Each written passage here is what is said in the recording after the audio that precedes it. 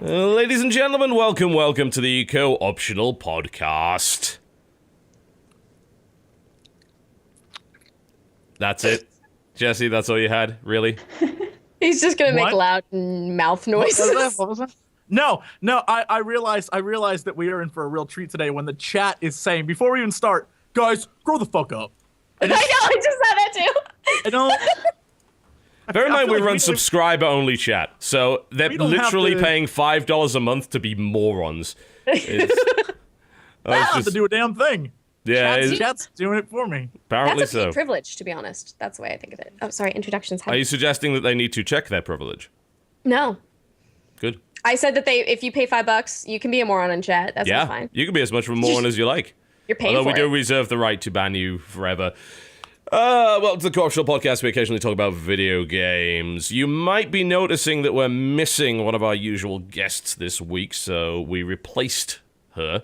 She ran off to merry old Blighty, as it turns out.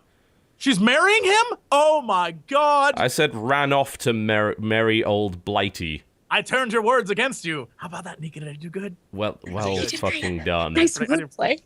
Thank you. Genius. Absolute genius. So, I don't know who we really replaced Dodger with. It's one of these two. I can't remember which. We're going to just go with both, just for the sake of it. So, welcome our special guest for the day. Takes 2 women to replace her. Considering her size, I don't think that's very likely. But regardless, small people, so it actually we have replaced her with IamChiib and Nika Harper. Welcome to the show. Hi. Thank you for having us so much. Not a problem. So let's find out what these people actually do and why we bothered to bring them on the show in the first place. So why don't we start with you, Chiib? What is it you do? I have a YouTube channel called IamChiib, and I just do a bunch of Let's Plays and vlogs about my life.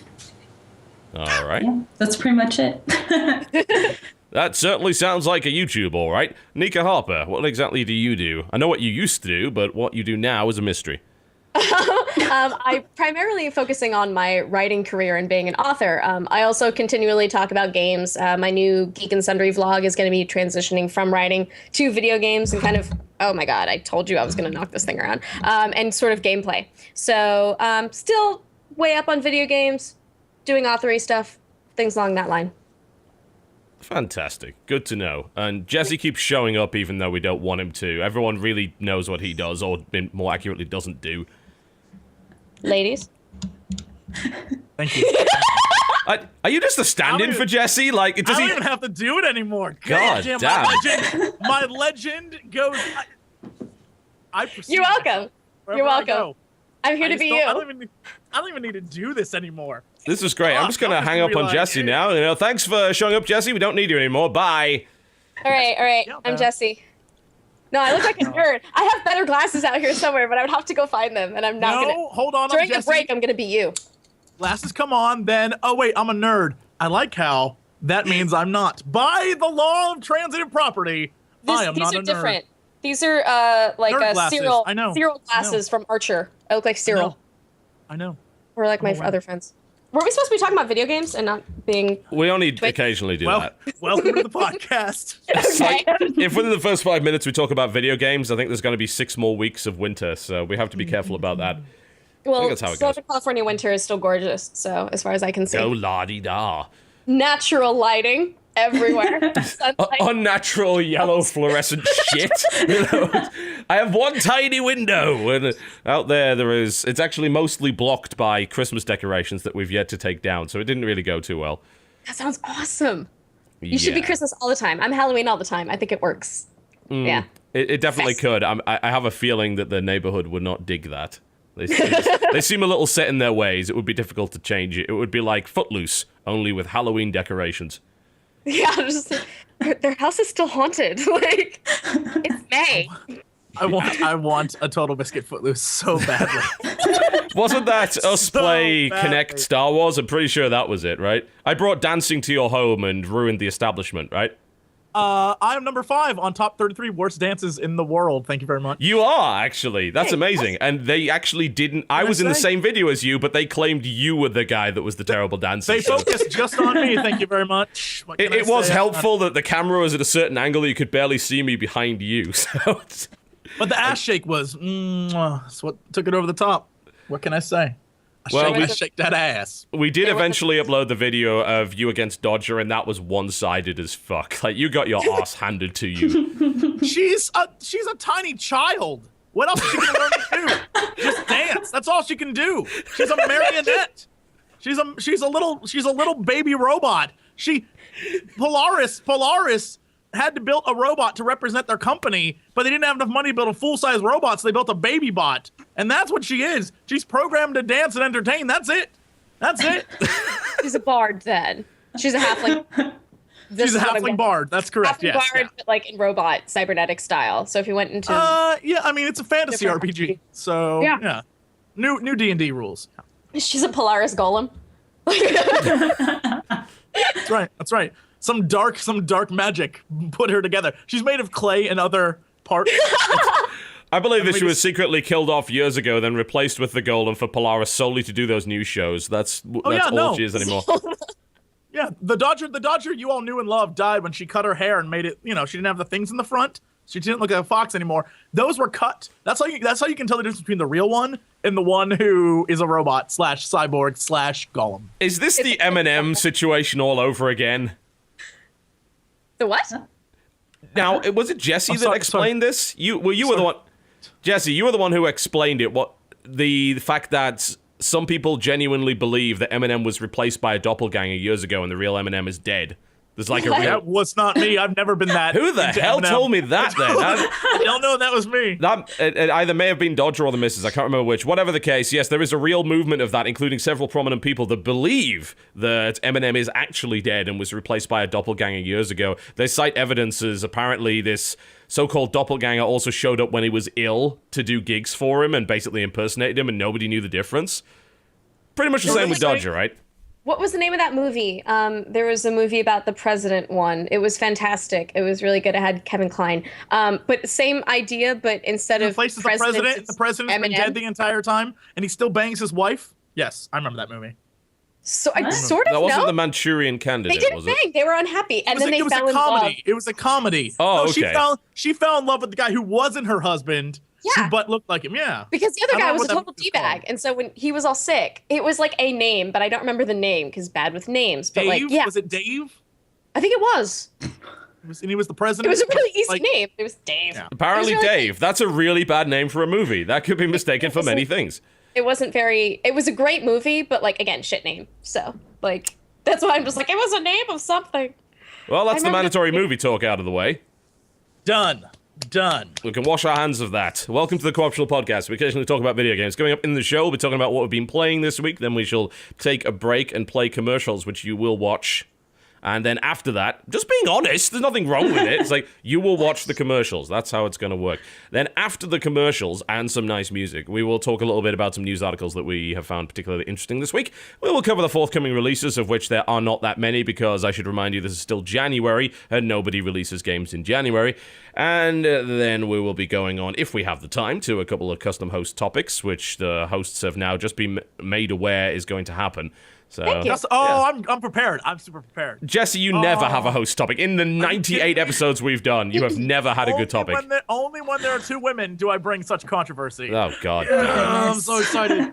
Oh, I'm so excited. Oh, dear. All right, we'll leave that towards the end of the show. This shit, yo. Oh, I'm sure it'll be fun. Oh, this will be wonderful. I'm just going to sit back and sell tickets.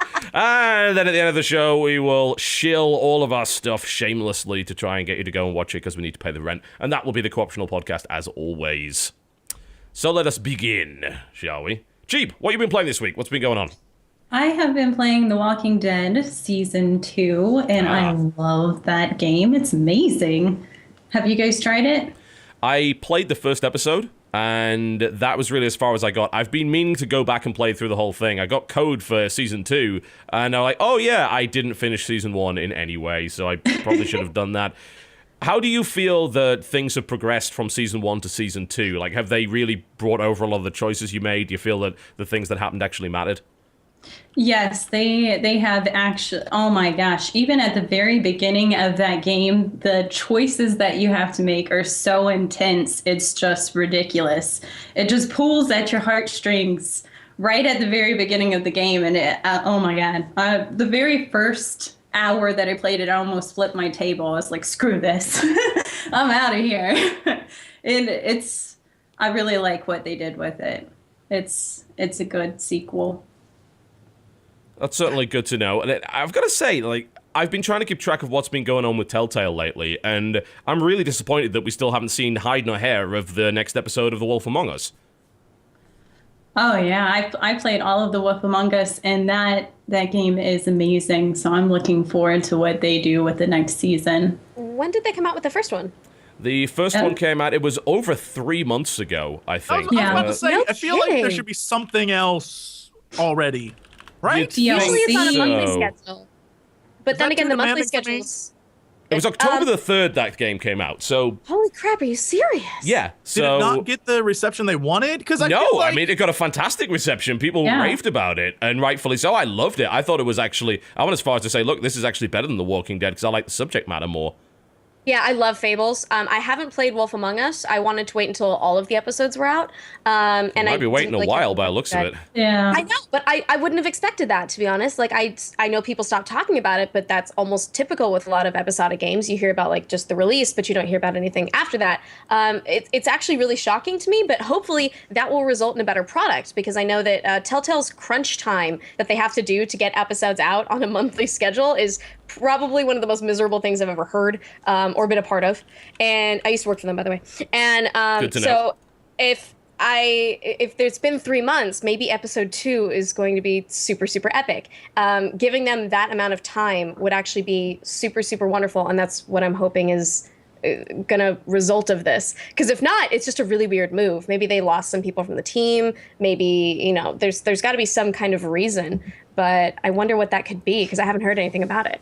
With the way that season 1 ended, they have got to make the next episode.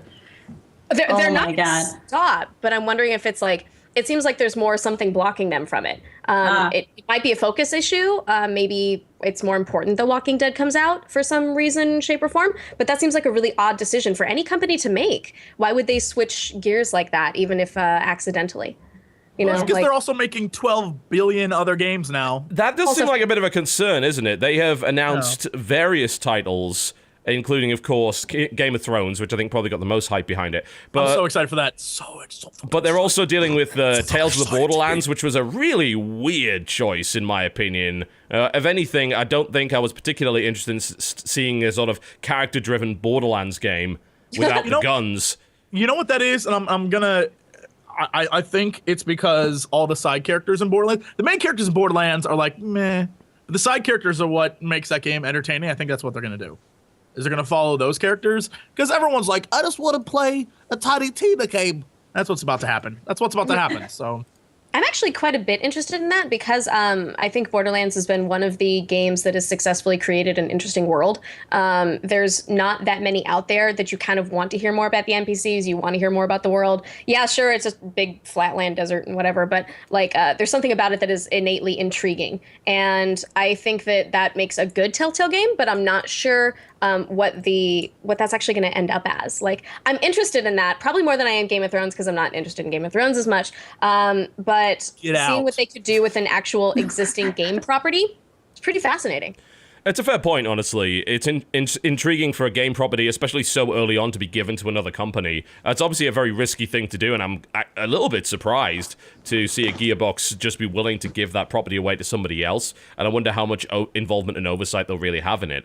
But I think if we get back to the issue of The Wolf Among Us and things like that, how many people could they have hired? How much larger could the studio have got? Because they have way more on their plate than we've ever seen Telltale have to deal with before. And the massive delay between episode 1 and episode 2 of The Wolf Among Us doesn't really bode well for the rest of the series. I'm a bit worried that it's going to take them maybe 2 years to get these episodes out, by which point I'm gonna have lost interest. I'm gonna be honest. I can't be asked. I don't even have a cable TV subscription. I don't want to watch episodes when I know I can't watch the next one immediately. So with this, it's been even worse. Like, say, oh, I have to wait a week for the next episode on TV. Okay, I've got to wait over 3 fucking months for the resolution to the cliffhanger at the end of episode 1 of Wolf Among Us. I mean, really? And what a cliffhanger. Jesus. That was, oh God.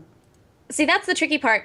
Like, it was hard enough to try and balance what would be an episodic release model Yeah, for this. totally. Because from TV, we're used to the weekly. We're not used to the monthly. And monthly as gameplay is like, each episode is actually kind of short. It's between, like we'll say 4 to 12 hours. And so that as a gamer is like, that's pretty much a day, right? You can get it done in about 3 days. And even if you're not really paying attention, you're probably only you're really gonna go nuts on it for about 2 days and get through it. So the hardest part, I used to work in community there, and that was really difficult to try and keep people entertained for the next 3 weeks. While they're waiting for the next Because then that's all bit. they're talking about. Is like, oh, what about the next Tales of Monkey Island? I wonder what that's going to be. How do you keep them interested and coming back and being involved in things? So this is actually kind of opposite of what I would have suggested for them, which I would say to do it all at once.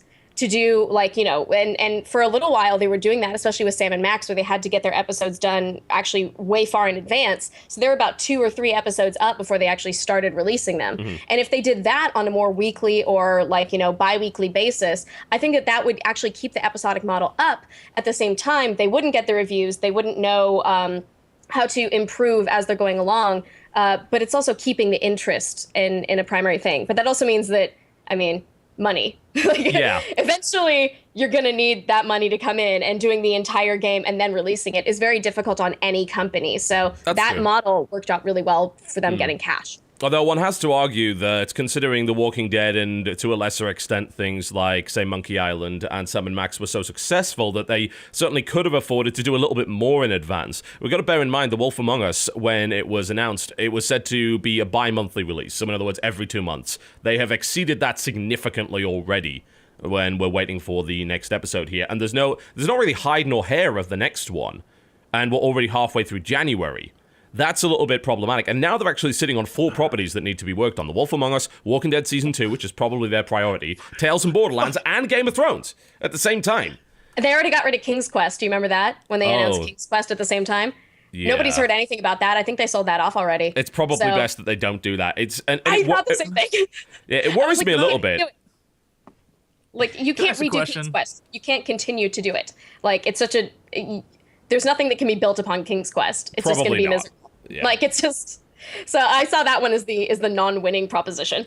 Jesse can't get a word in edgeways. This is the best podcast. Fantastic. My input I would like to add to this conversation is, when you said neither hide nor hair of Wolf Among Us, did Nika laugh at the verbiage you used there? Because I saw that.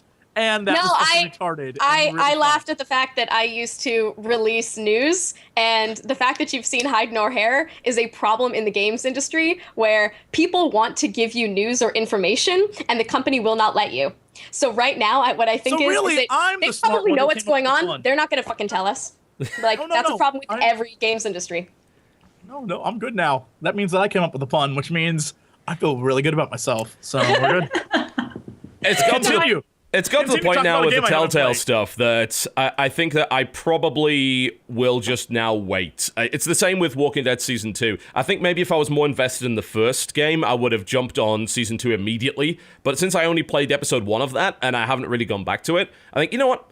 Let's just wait for the season to finish, and then I'll get started on that. Whereas with Wolf Among Us, now I'm in this situation where I'm pissed off because I played the first episode on day 1, and like, where the fuck is the next bit? You know?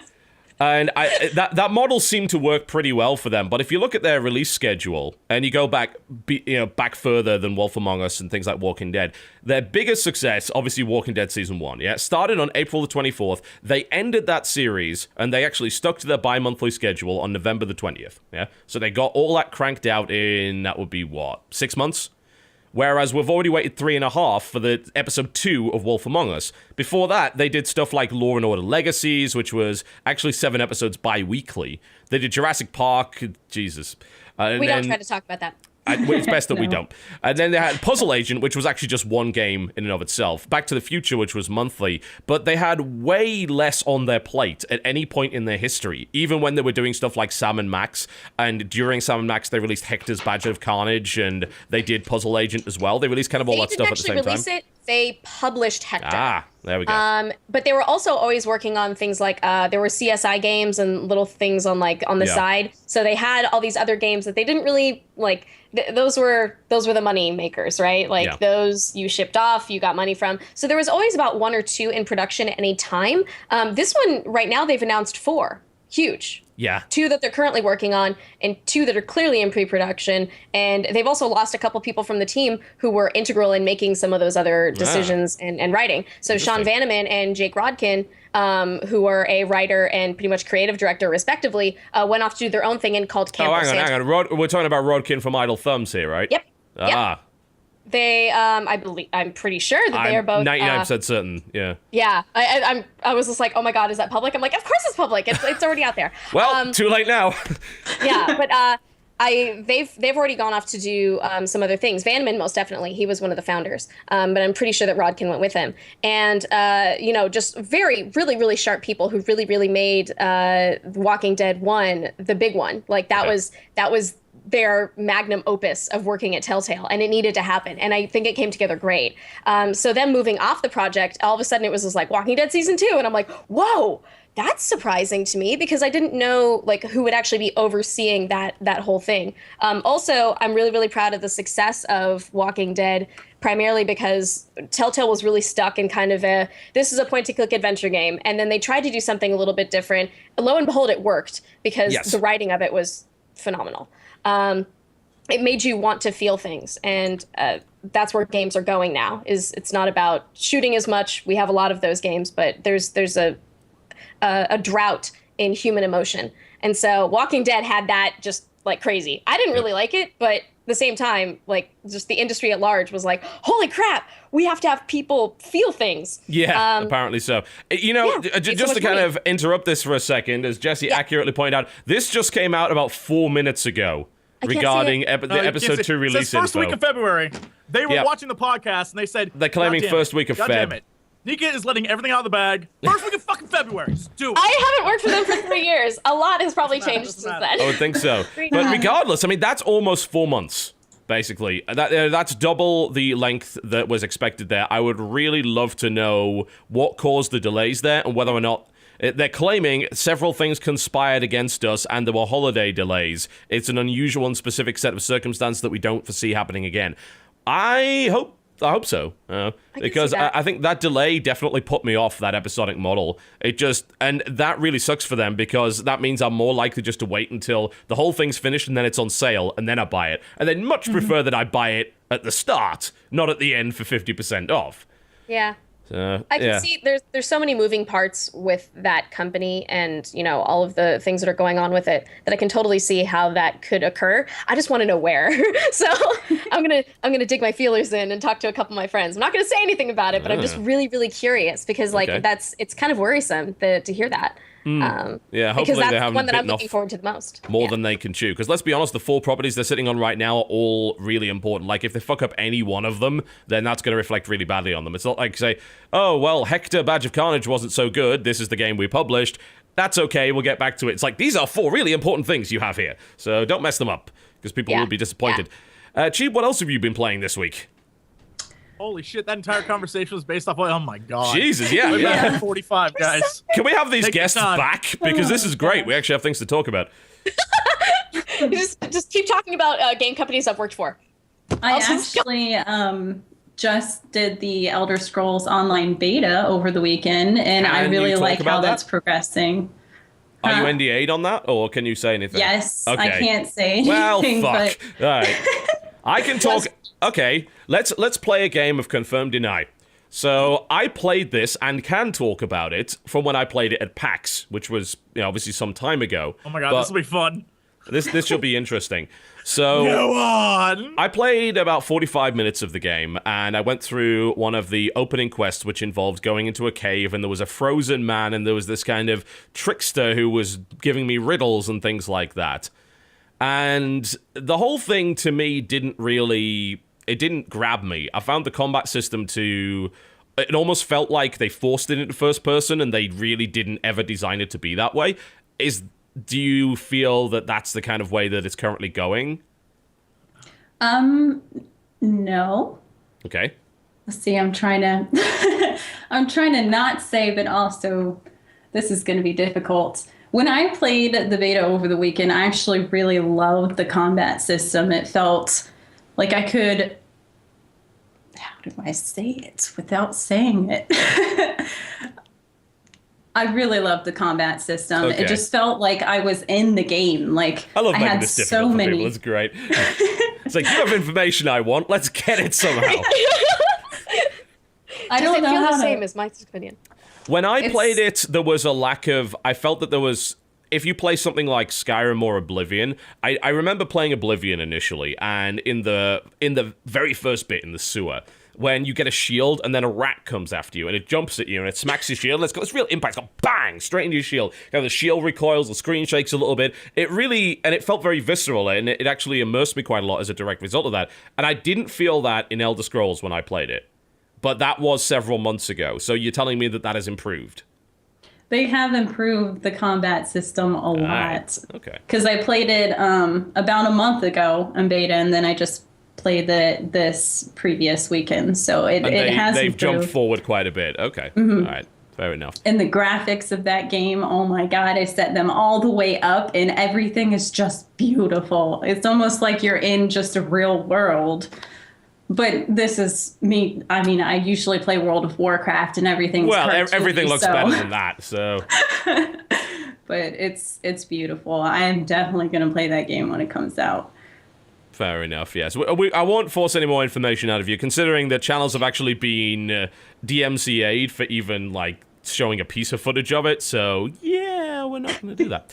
Sounds like a pretty bad idea, all things considered. Did you get to play anything that you can talk about? Let's see. I mostly just played that over the weekend and The Walking Dead. All right. Mostly just those. Fair enough. Nika, what have you been playing this week? The only things that I've really been catching up on are Ace Attorney, the Dual Destinies. It took me a yes. really long time to get back into that. What? Was that your objection, or are Nothing. you trying to... That was the weakest objection I've ever seen. doing? Yeah, I was like, no, objection. Guys, Like- objection! It's going to be the newest attorney. God, that was even worse than Mr. Payne. Mr. Sisface? If I full objectioned, you shrunk my screen so tiny. If I full You can objection, totally... You have to go backwards. Yeah, I have to go But backwards. there's an objection. Objection just smacks his camera off the top of the monitor. there's a bookshelf behind me. Yeah, You can objection, move. crash. Everything. It's effective. That would actually show up in the game.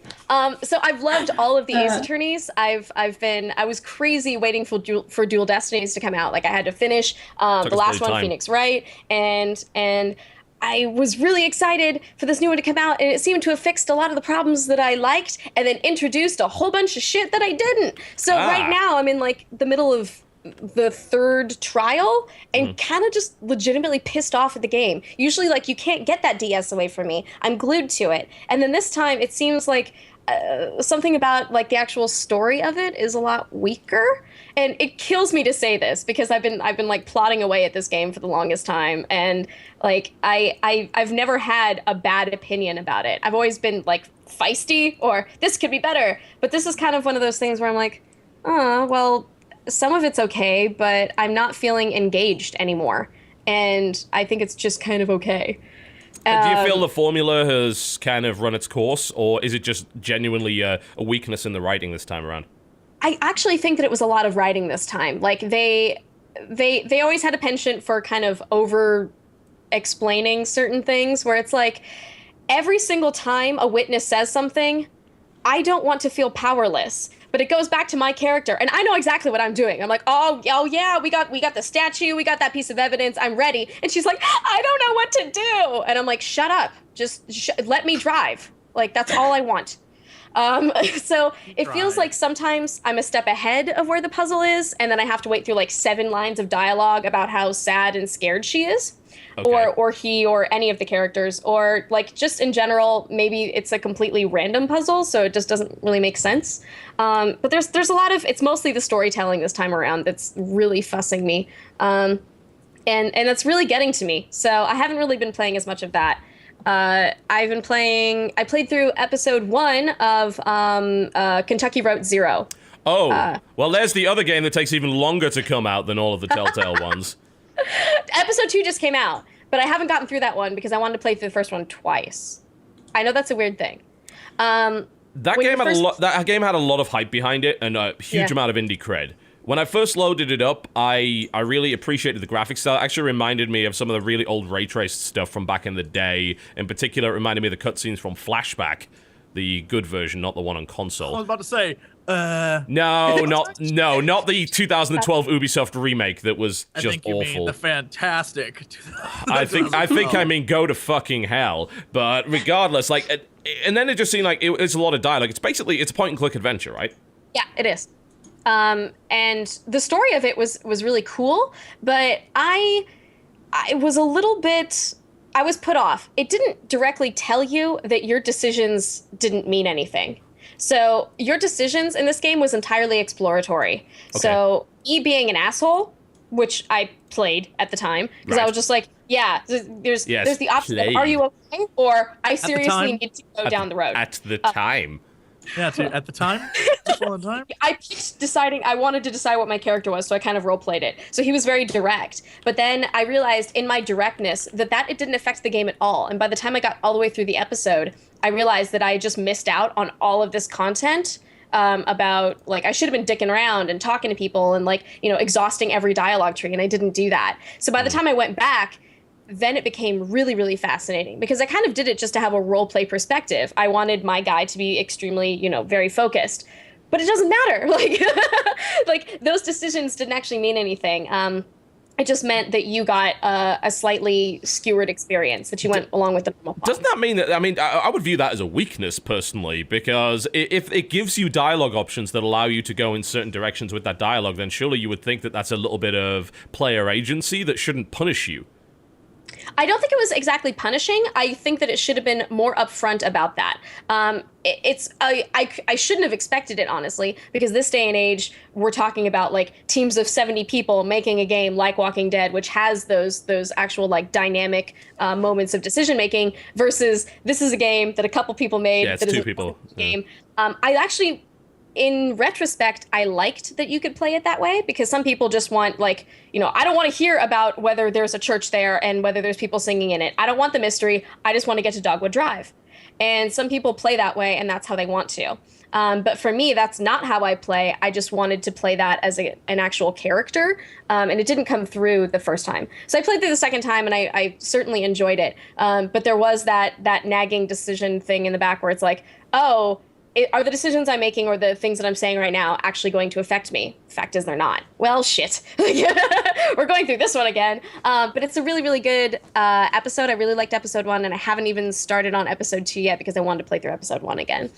But that's another of my current favorites. Like, it's a bleary night, and I'm kind of cranky about something. And just Kentucky Route Zero. Like, good soundtrack, good everything. Just play it. Honestly seems like the kind of game that I could very much appreciate aesthetically, but I just would hate the gameplay because it sounds like there's very little of it. It's point-and-click adventure. It's like, it's dialogue trees, the game, which I like. How much actual puzzle solving is in it, if any? 0. 0? Oh, well, that's appropriate. It's an exploratory game. Okay. I know, like, I hate those. It's very narrative, but it's interesting if you wanted to hear more about the story. There's a little bit of puzzle solving, but not even that much. But it's taking you through a kind of visual story base, which actually they did a really good job on. A lot of the ones that you see are just like, oh, this is a story, but the story sucks. This one, the story is really cool. I have no idea what's going on. I'm on episode 2, but it's fascinating and I like hearing it. Okay. So if you like feeling lost and not knowing what's going on, this is a great game. Sweet. Because right now they haven't explained jack shit, but I love it. J.J. Abrams, the game. This is going to be wonderful. I hope not. Oh, God. What if there's no The game. Oh. Everyone's actually dead. End of series. Disappointing. Sounds great. It's probably true. I mean, there's a lot of ghosts and death already, so I'm just like, whatever. Fair enough. Sixth Sense, the game. I find it very difficult to get engaged with a game like that because I feel that it's just kind of dragging me through an art exhibit. And really, that's not what I want out of a game. I want some sort of degree of challenge, and it doesn't really seem like Kentucky Route Zero really provides any of that. It seems to be challenging your patience more so than anything else. So if you're not into the story and you don't really dig the writing, there's not too much impetus to actually continue. Yeah, there really isn't. The entire game is the story. The rest of it is really just illustrating that. It's lucky that I like the story, because if not, I'd just be like, oh, Just a waste of time, yeah. Yeah, especially when it crashed on me a couple times, so I started getting really fussy about that, and I was just like, me. You know, this exactly like that. this actually happens because somebody has started. Do you find that effective, or is it just a waste of your time? I find it effective. But also because I read a lot of books and I happen to like a lot of those story-driven games, it tends to work pretty well for me. I know that it's not for everybody, though. Same with, like, you know, I wouldn't recommend it to a lot of people, but for the experience that I'm having, I'm digging it. Fair enough. Anything else on the list of things you've played? No. Fair enough. Read books. Books. I'm a book reader. I'm sorry. One of those readers. I have Skylander Swap Force actually still in its box, staring at me for the past, like, 3 months. Like, I got the special Goth Dark Edition, and it's just sitting there. And I keep staring at it, and I'm just like, I pre-ordered you. Huh. Like, I should actually get to that. I probably shouldn't do that anymore. That's very silly. No, it's great because I know that it's there. But then I'm just like, I hate my TV, and then I just won't turn it on. So, like, it's not that I even hate consoles. It's that I really hate my TV, and therefore I will not play console games. And so there's this, like, backdraft going on in my head of just like, you know, I'm going to buy stuff for it, but it's just sitting there. And I'm like, huh. Why do you hate your TV? It's really old and shitty. Oh. It was a gift that I didn't though, right? Huh? You have a monitor you could use. It's one of those old, like, it's larger than me, and it's really heavy, so I can't even get it out of my house to get goodness. So I'm just stuck with it until I move. And as soon as I got here, I'm just like, I'm leaving it whenever I move. And I've been here for, like, years, and the TV is still here because I'm still here because I haven't gotten a chance to get rid of it yet. And I'm just like, you can barely read the dialogue half the time. Like, the text is really bad. I'm staring at it. Oh, God. I remember that back, it was a 360 release. They were putting out games. I think it was the original Dead Rising, where if you played it on an SD television, you couldn't read shit because the whole thing was designed to be played in HD, but at the time, most people didn't have HD televisions. We were trying to demo the thing in the shop when I was working at Game. It was a horrible experience. And every time someone would notice the dialogue, it's like, I can't read anything on this screen. Like, I can't read the UI, I can't read the descriptions, nothing. It was really irritating. We had the same experience, except to me, it's just a game with absolutely no dialogue. Because we just gave up. We're just like, there's something I should probably read. Screw it. Zombies! Like, if you could skip the dialogue in Dead Rising, that would have been great. But unfortunately, it was like, oh, someone's calling you. Great, let's walk really slowly. Oh. That was always the worst. That was the drag of the game because we had no idea what was going on. The rest was just like hitting people with mascot heads, which was great. Get a giant teddy bear and assault a pack of zombies with it. That's the game to me. That pretty much is Dead Rising's soul. I think if you take that away, it just becomes boring. Speaking of boring, Jesse, what have you been playing this week? Yeah. I know exactly what you've been playing. Battlefield 4. Let's not do that. Let's talk about Metal Gear Rising Revengeance, because you've been playing that instead. Holy shit, that game is maybe the best game ever made by man. Ever. It's fucking great. It is. Is it really? It's so good. So, those of you who actually watch my channel, there is I'm All playing three of you. Metal Gear Rising Revengeance. And it's a game where... Can they change the name on that, please? Can they retroactively change it to something not shit? The name makes as little sense as the actual game. It is a beautiful thing. It is. Apparently, Revengeance is a real word, but it is certainly archaic and very much not relevant anymore. anymore. It sounds awful. It sounds like something you would hear on Wheel of Fortune. Nope. Like... It is wonderful. You don't know because you haven't played it. I haven't don't played get it. I'm sorry. It is. I don't play AAA. It is a spectacle. Oh, there's nothing AAA. It's Platinum, it's not AAA. It doesn't count. Platinum's in that really special space where they make amazing games, but they still have their sort of indie cred. I think we can give them credit for that. It is a spectacle fighter. Metal Gear? Yeah, but it's not made by like the regular Kojima Studios though. It's not one of the mainline Metal Gear games. It's actually made by Platinum, the guys that made Bayonetta and numerous other amazing games. Oh, that is kind of cool then. Okay. I still don't play it. It is. You should. You should play it because it will. You'll say, "By God, I think I have a lady boner right now." Is what you'll say because it is the sexiest fucking game that ever existed, You can slow time and anime slice people into little pieces. And there's a counter that says how many pieces you slice them into, and each individual piece is simulated. Yeah.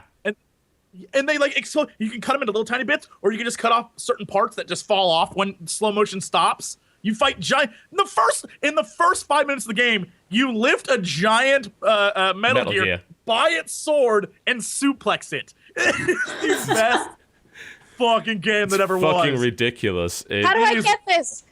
Do I have to get an No, you'd have to. It's actually on PC. Which is wonderful. There is a PC version of it. It came out on PS3 last year to fairly good acclaim, I feel. And the PC version came out quite recently and ended up being... it's good enough. It's not the world's best port ever, but it still uses console level texture quality. So I hope you like 720p because that's the texture level you're getting on that. So that's a bit disappointing. I bumped everything up all the way. It doesn't matter though. Even if you go up to 1080p, the texture quality is still the same as it was on console. So there's not really much you can do with that. My favorite part of the game is when you first start, it says, would you like a tutorial? I was like, sure, yeah, no, I don't know what the fuck I'm doing. Sure, I'll take a tutorial. And the tutorial is run, slice, run and slice, block. That's all it teaches you how to do. There's 16 billion other things to do in the game. Doesn't tell you what to do. Doesn't give you figure any it out yourself, information. asshole. You have to there's a whole combo list in the game. There's all sorts of different things you have to do. There's an entire screen where you can upgrade. They never tell you the upgrade screen exists. You have to find it. Yeah. It's wait a minute. This game. That's awesome. Or really bad design, but I'm hoping it's the awesome one. It's do you want a tutorial? Psh, it says dismissively, Yeah. And your team is your team's basically the Fast and the Furious crew, but with a Nazi. You have an old German man who collects arms. He works with you. Ludacris is there. There's a girl who drinks too much coffee. It's very over the top anime. It's like they said, how cheesy anime can we make this? And that's what they did. It is really insane. It's an insane game. There's also a robotic dog. And the robotic dog has a chainsaw for a tail. And in the DLC you get to play as him. And it's great.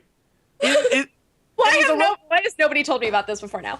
He's a robotic dog who, when you first meet him, he's like, I must destroy you, for it is in my programming. I am free to... He's like, how are you... The hero, this dog talks how are you free if you don't... You're a robot. You have no free will. And then he's like, I am a robot. I will destroy you. That is my will. And then you kill him and he's like, stupid robots. It's fucking incredible. Minor spoiler though, the cool thing is later on, you slice him into a billion pieces, so it's not really sure how this actually happens, but eventually he kind of becomes your ally, and you can have philosophical conversations with him through the codec. No, I'm deadly serious. The game has the codec, just like any other Metal Gear game, and it's used to have these kind of side conversations. You don't have to have any of them. You can completely ignore it, but it's a bunch of background information, and you can have conversations with Blade Wolf, and he has a lot of really interesting, deep shit to say.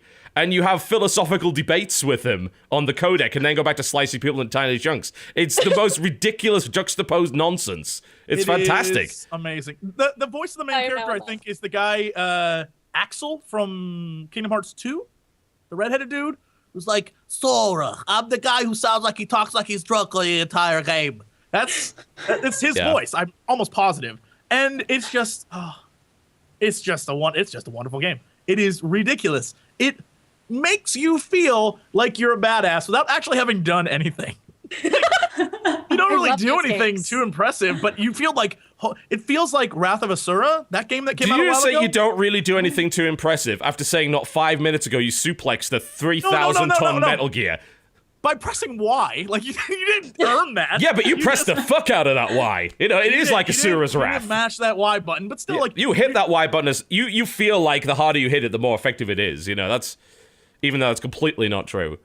It's a ridiculous game. It's so much fun. Love it.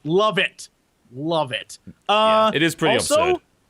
This week I played the Diablo 3 beta, the new yes. Reaper of Souls. Whatever it is, Reaper of Souls. Must have really left an was- impression on you if you can't remember the name of it.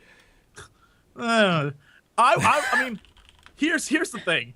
I for a while played my wizard, mage, whatever the hell that damn thing is, sorcerer, through the roof when Diablo 3 came out. I was like, I'm gonna be so good at this game, and then I just stopped because after a while I was like, this is retarded. Well, I have been playing the new one, and the only thing you can do really is play as a crusader, which is the new class. Yeah. Because if you play as your character, you ruin the expansion for yourself. Like if you play as the one you leveled to, like mine's 60 and it had like 5 Paragon levels or whatever it was. I was like, F it, I'll try the new levels. I think I played like 2 hours before it got to the point where it's like, thanks for playing the beta. You get to the right before the last boss and then it cuts you off. And I was like, Oh, that reminds me of the regular beta where you killed King Leoric, and then it's like, well, that's all, folks. It's like, well, that's disappointing. I hope, because the plot they're setting up, I'm not going to spoil it. The plot they're setting up feels like it's one of those, we're going to make something happen that you didn't think happened, even though, like, I'm really hoping. I was convinced in the first Diablo that the one war angel at the end was going to be the real bad guy, because he's like, F humans, rah, rah, rah, rah. I thought that was going to be it, but turns out it wasn't at all. So I don't know, what the deal is, but this time I think they're keeping the story close to the chest because they don't want anyone to know what's going to happen. But it does feel like all those loose ends, they wrap them up in 2 hours. They're like, remember all those things we talked about in the first one that we didn't really give you answers to? Here, we're going to wrap that all up right now. And then the last little bit is the overarching plot. And you're like, okay, am I about to do it? Is this going to happen? And then it's like, see you in the real game. So I don't know. I hope it's good. Rushed? Because it sounds like it's a really rushed experience to be like, get through every single plot point, wrap it all up, and then. Well, I wonder if that's a beta exclusive thing in the sense that they don't really want to ruin too much in the beta, because that would be they don't give you ridiculous. any of the. Yeah, they don't give you any major story points. Like there's no intro, there's no outro, there is no last boss fight. But the 2 fights you do get to fight are, one is of a character who you've never met before. Okay. And just shows up. So it's very much Diablo-ish, but it's like, I'm an angel, but I'm bad now. Right? And it's not the main one. It's just like one of his sub-minions. And then there's a character who you've met before who they're like, we're wrapping up the story really quick. Really quick. Like, it's wrapped up. And you're like, oh, okay. Well, that happened. And then you like move he's on giving to you the, a quest and then he just dies and you're like, oh, all right then. it's very much how they handle Deckard Cain. Like, this is a major lore character. Let's have Rita Repulsa kill him, and that's how we'll do this. Bam. It was Done. It was Rita Repulsa Power Rangers. No one gets that joke. Afraid not. Sorry. Oh my God, you guys! She looked like Rita Repulsa. I know the names and I saw a GIF once, and I remember seeing it when I was. That's not the point. Keep But going. I don't know. It's the thing that disappoints me. That ending bit, the last storyline bit. The Crusader though is maybe the fucking best thing in the world. It's really fun to play, and I'm actually enjoying that. Problem is that I have to play through the entire thing all over again, and as much as I want to, I don't want to. So well, don't you want any of the other classes? There's some cool classes in there, right? No, I suffer You're from the really sticking inability with to. Sorcerer? Yeah. Oh, yeah. No, I cannot. Once I stick with something, I will not relevel. That's just, that's stubbornness, I would say, mostly because I don't, in every MMO I've ever played, Final Fantasy XI, I played Dragoon, single-handedly the worst class in the entire game. I stuck with it because I was like, fuck if I'm gonna level up again. In WoW, I played a shaman. They kept nerfing shaman. I was like, fuck it, I played a mage. Don't even get me started with that. The sole reason why people brought me on raids for about a year was my ability to give them cake.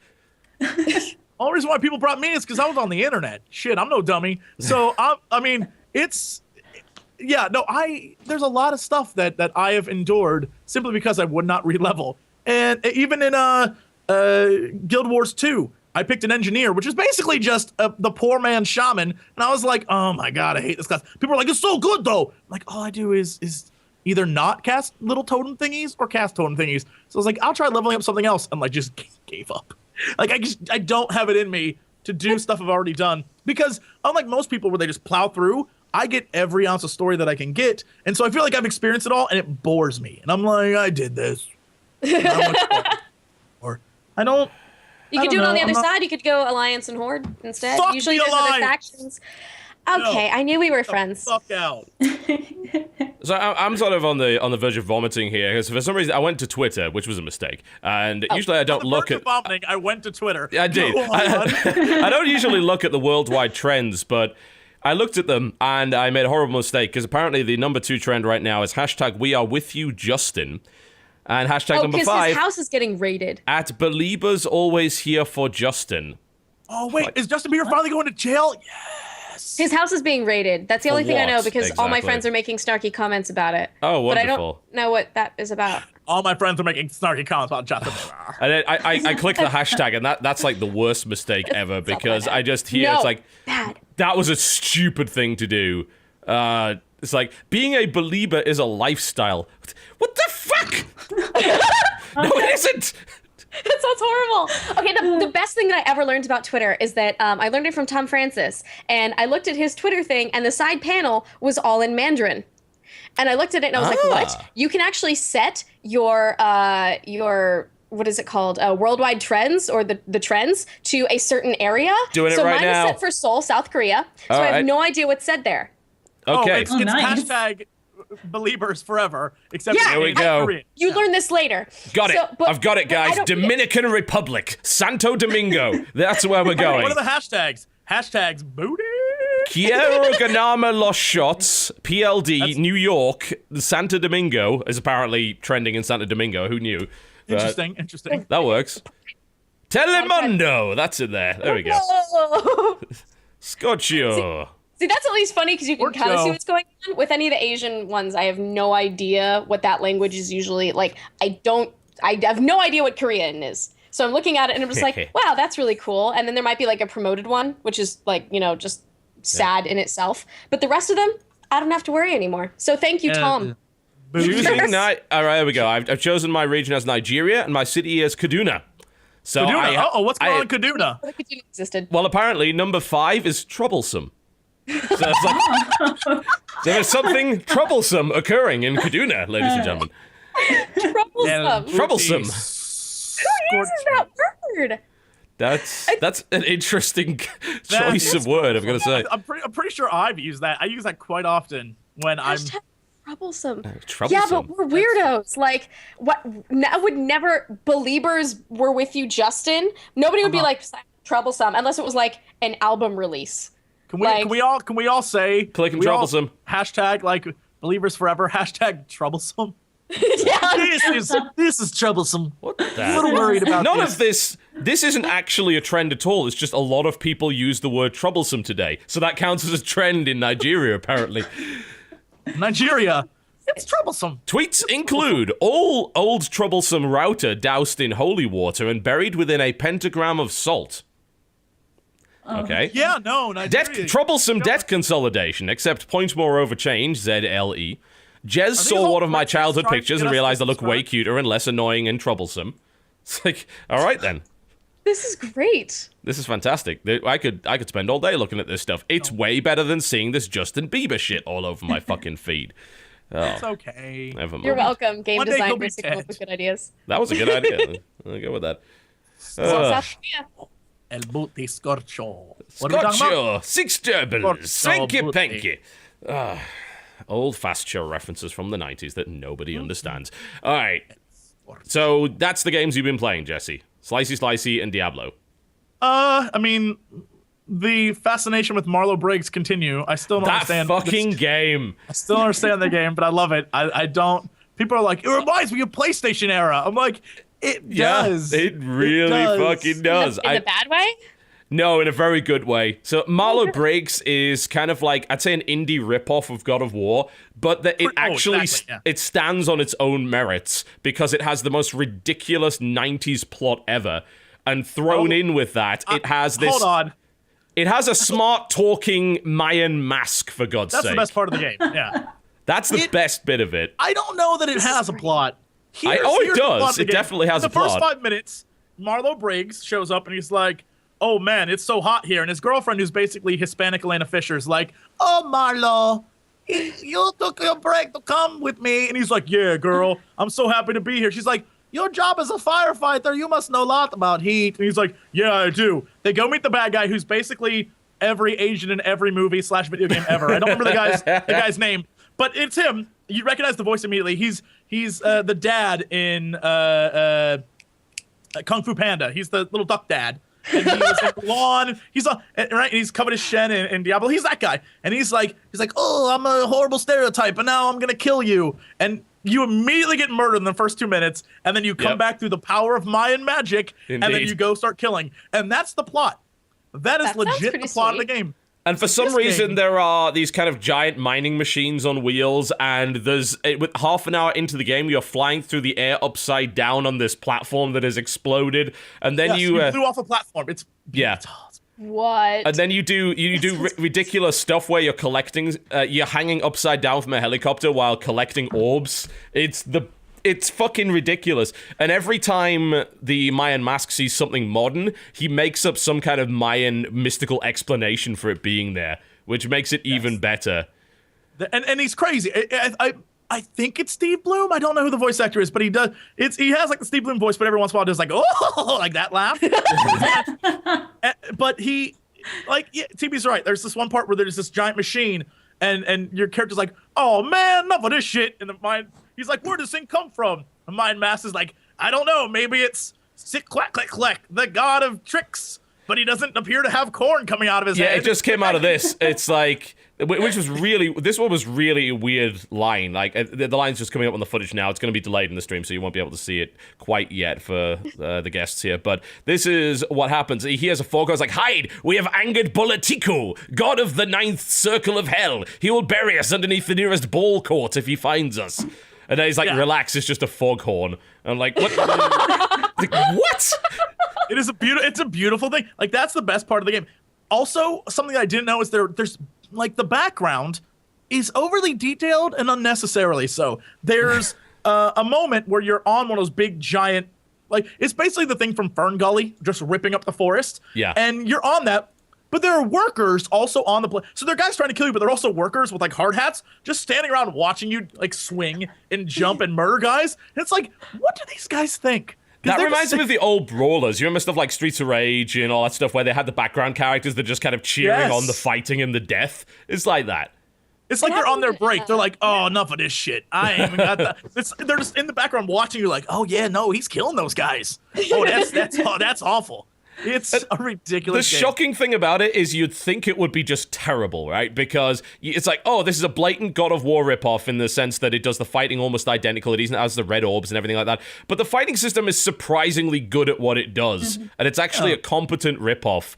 And with the ridiculous, cheesy storyline and dialogue, it's actually worth a play. It's like $10. And it's pretty good. I'm confused about where the mask comes into it. So you come back alive and then you just have mask. All right. So let me explain it to you.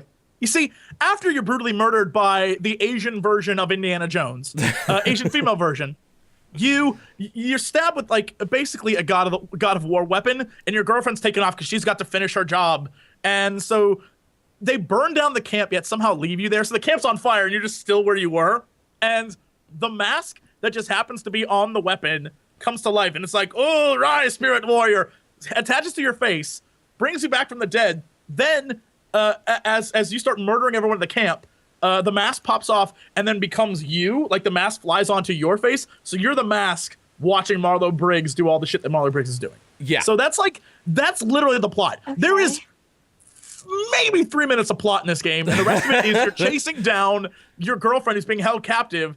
And she leaves you notes that are like, Marlo, please do not follow me. And Marlo's like, I'm still going to follow you. But she keeps leaving you notes. Like, they allowed me this note. It's actually because I've run off with the drug cartel master. Please don't follow me. She drops them down on the ground. And it's a thing. It's a really silly game. Really silly. Was the mask existing before it was on the spear? My thought is that, like, if he's confused about foghorns, then you awakened the mask. Yes, you did. Yes, the mask. I think that's somehow what Yes. happened there. Yes, like he views every You're modern asking thing, too many damn questions like about helicopters this game. as like unholy winged beasts from the eighth circle of hell and stuff like that. You know, that's the kind of explanations he comes up with, and that's like the coolest thing about the dialogue. To be fair, it's the only cool thing about the dialogue. So.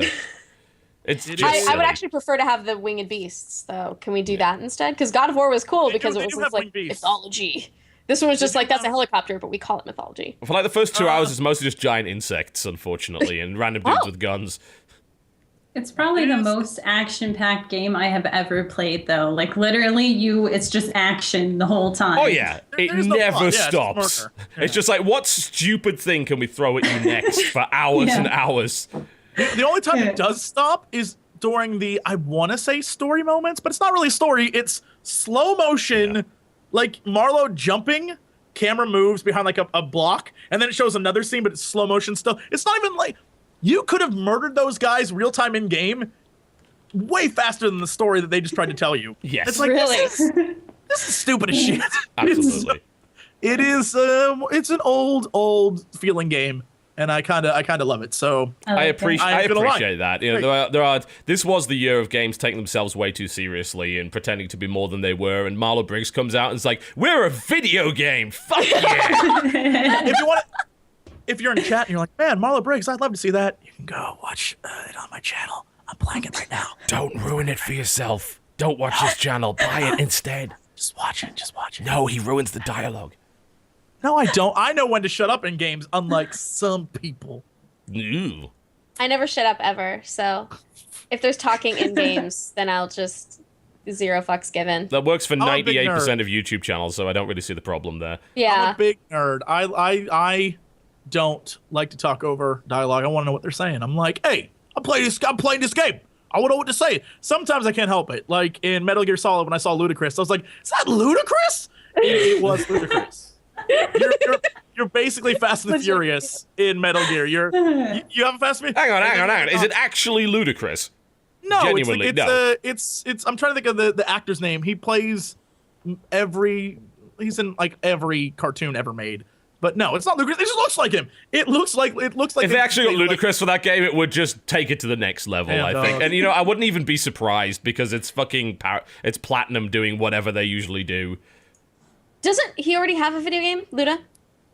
Ludicrous? Or am I thinking 50 Cent? I think it's 50 Cent. you're thinking of. 50 Cent. Yeah. 50 was like Cent. both of them. That Hey, game's not bad. That game's not bad. 50 Cent Really? actually has three video games, by the way. I can tell you about 50 Cent's video games because I had to sell them while I was at fucking game, and all the like 12-year-old little wannabe gangster kids came in trying to buy 50 Cent's video game, and I just took great pleasure in not selling it to them. It was kind of great. Yeah, he did like 50 mature? Cent Bulletproof, which was his first game, which is funny No, that's not because that one sucked. decidedly not bulletproof in that game. Like, he dies pretty fast. If you want to play a game that very few people play, but definitely deserves to play, 50 Cent Blood on the Sand. Yeah. Play that shit. It is actually really good. That's And it's actually a really- good game. Yeah. It was apparently never meant to be a 50 Cent game originally, but so like the guys came in and said, you know, we've got this license for 50 Cent, so they reworked an existing game which was about like kind of taking out terrorists in the Middle East. So they just made 50 Cent go and take out terrorists in the Middle East. It was fucking awesome. It's amazing. It's a really fun. So we should conscript our gangsters, is what we're saying. You might as well. They're apparently bulletproof, so you know why we like not? to pop caps. Let's Yes, do they this. do. They do like the pop capping, so they're particular fans of Plants vs Zombies. But it's a good game. Like, if you can get Blood on the Sand for $5 at like a second hand or whatever, you should get it solely because it's just that fucking stupid. All right, I just want to point out that I owned this game and did not realize it was co-op, which is really weird. I haven't played in so long. You can play as one of the other members of G Unit. I just want to point that out for I don't everyone even know who, any of the members of G Unit, so this Oh doesn't my help me in God. any way. What was his name? DJ Woo something. DJ Woo. I DJ don't know. Woo something. Yeah, that famous guy. Yo Yo. Isn't there a dude named Yo Yo? He's got the Look, funky it's been a fresh long beats. time. DJ Woo something. It's been a long time. There's someone named Woo and someone named Yo Yo. Look, I don't know the G. It's been Woo and Yo- It's been so long. It sounds like flavors of ice cream. Ben and Froyo, Jerry's Froyo, Yo-Yo. Delicious. Dude, it's a fantastic game. So if you Yo, enjoy yo. popping caps, Yep. Popping caps. Definitely. And some random terrorists and Yep. stuff. Pretty much. The sole reason you're doing any of this is because they stole my skull, bitch. They should put him back in time. They should send him Yeah. to go to Nazi Germany. That's all I'm saying. 50 Cent. 50 Cent Like, caps it's Hitler. Yeah. Get on that. And then starts off with like an entirely new dictatorship of his own and ruins the timeline forever. It would be perfect. He would. If there's any Everyone's, rapper like, I'd want to sitting send back down in time, it would be 50 wait, Cent. wait. Can I just read you? I had to go look up who they were. First off, G Unit is Tony Yayo, Lloyd Banks, and DJ Woo Kid. So that's who it is. But Someone's in chat's like DJ Waifu. I'm like, what? DJ Woo Kid. Anyway, so You're actually correct. Oh, I was jeez. very close. I was very close. Not bad. So Your so rap here's- knowledge is a level above the rest of us, Jesse. What can I say? Man, I taught in the inner city. I had to know this shit. So here we go. Are you ready for this? All right. Besides the fact the game is set in an urban war zone in an unnamed Middle Eastern country, here's the plot. After the concert, a promoter, Anwar, is unable to pay them $10 million as promised, but he relents after being threatened. However, instead of cash, he gives them a diamond and pearl encrusted human skull. This is promptly stolen by a paramilitary group led by the terrorist Kamal. 50 Cent, with the help of selected G Unit partner, decides to get it back at any cost. And soon, they find out there's a much bigger enemy than Kamal. That's the plot. He needs his diamond encrusted human Bitch skull stole back. my skull is the plot. That's it. But they go to a place and they don't say where it is, so it's just like, oh, we have to go somewhere, and then I guess it just At shows like a least. montage of them flying to I love Middle East. Oh, no, you the don't get that recent shit. trend of making up names of countries is just ridiculous. It's like it's been really getting into a lot of television shows I've been watching lately. It's like, Yes. there appears to be some unrest in Tagabakabikistan. I was like, no, this is not authentic. Come on, stop making. You can't just add "stan" to the end of random letters and pretend it's a Middle Eastern country. We're that verifying is- via Twitter and their troublesome hashtag. Troublesome Stan. Something. There we go. Kazakhstan, Political unrest. man, I'm telling you, it is hashtag troublesome out there. So much. That's like, in Metal Gear, I don't know what the name of the place is. It's like in Metal Gear, it's called like Ascotobia or some shit. It's like in a little island. It's like Wow, the Emirates, that's like, Ace Combat Ascotobia. level of ridiculous. This is stupid shit. Grace At least in Ace Maria. Combat- Like, no. At least in Ace Combat, you could tell they didn't just change one name; they changed all the names. Yes. So it was like, all right, so that is fake Russia, and that's fake America, and that's fake Germany. We get it. Yeah. We get what you're talking about now.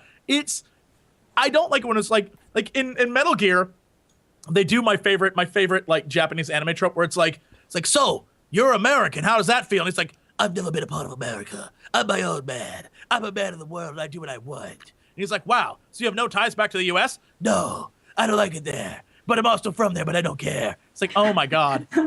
I see what you're doing. I see what you're Glory doing, to guys. Astotska. Glory to Rostotska. Indeed. All right, we're going to take a quick break, folks. When we come back, I don't even think we finished our first section, so I have no idea what's going to happen. We'll be right back, folks. You're watching the Co-optional Podcast. Don't go anywhere.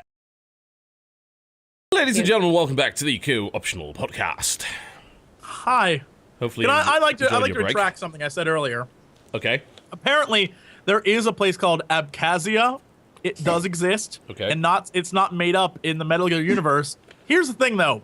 Don't name your country / area something that sounds like it's a made up video game place. I'm just saying. I'm just saying. Did the country come before video games? I don't. Irrelevant. It's not even a country. You're done. Don't It's a ruin this with your disputed facts. territory. Oh shit, that's Metal Gear. How very topical. It's a disputed territory on the eastern coast of the Black Sea. So it considers itself an independent state, but it is not right now. Here's the thing, though. This game is set in the future, and in the future it is. Although it's ruled by an evil junta, so sorry, Abkhazia. Not looking good. Not looking good.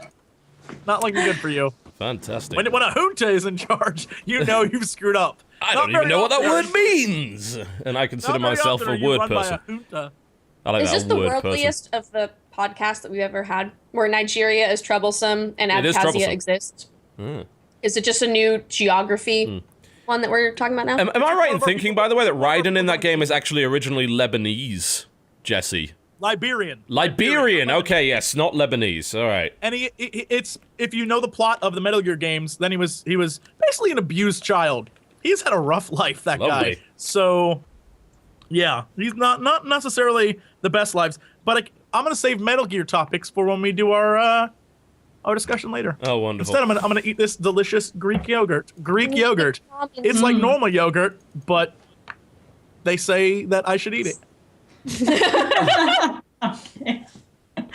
Who's they? Marketers? Krendor tells me this is what I should be eating. The Hunter said you must eat it. He yells at me. I don't know why. He's like, "Why don't you eat that yogurt?" I'm like, I don't know. So that's what Krendor I mean, doesn't sound like that, homie. No, he's also never yelled at anyone ever, so that's a lie. Plus, you don't know the real Krendor. He apparently is not. off the chain. He's used caps on Twitter to me like twice. Holy shit. That's a scandal. Because I was yelling to begin with, but I'm pretty sure it's your fault then. All right. I was going to say. I know. Krendor is the most innocent, what... apathetic person in the world. Like, you can only spur him to action through gross incompetence. Oh, I didn't say he was angry. I just said he used caps. So there might have been some aforementioned yelling. But I see. I see. Suddenly got serious. And yes, you all have of to take a sudden. drink, chat. Drink. You. yeah, we're eating just so you can drink rummy. more. That doesn't You're count. The laws say it's a dodger only. The laws passed down on. by the great Hunter. Hold on. I took over for that She's one. been our dodger. She's been dodgering this podcast. I don't know need if she's you been to find something to dodgering. eat. Find something to eat and then eat it. I'll give these to you through the internet. Eat these almonds. They are delicious. Wow. They do look delicious. Did that work? They're delicious. I don't think that's how it works. I don't, ladies, I don't know that's how that works. Would that be so cool though? It'd be amazing.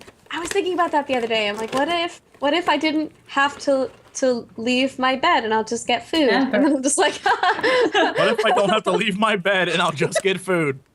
JP McDaniel shit. sent me the most violent of chocolate, which is, of course, the Terry's Chocolate Orange. Will you mash it? Mash it. Yeah, you know, back in the day, these have been around in England for a very long time. They're very much an English thing. They eventually came over to the US. And originally it said tap and unwrap. Now, everyone that's ever eaten one of these things knows that tap ain't gonna do shit. You need to smash this thing. It is a very violent piece of candy, but if you get to smash it a good few times, and then it actually comes to pieces. It's quite cathartic, really. I like it. I found a pumpkin spice one. It was delicious. Pumpkin spice chocolate orange. Yeah. It was just which is funny because like when they brought them here, there were the oranges, but we were Yes. just like chocolate oranges. That's weird. So there was a raspberry one too, so Americans. you could get the raspberry. And then I found a pumpkin Raspberry? spice. What the fuck? I know, but like chocolate raspberry is kind of our thing here. So chocolate orange was Yeah. like, that's weird. We like your customs, but we don't like them that much. So then we decided to make it our own. But the thing is that when you had those, they still had the imprint of the orange. So it still made no sense. So you have this thing that you're slamming, but it still looks like an orange. And you're just like, why? It's genetically modified, just like everything else in this damn country. I pumpkin desperately spice want to orange. know what you meant by "we love your customs," but this.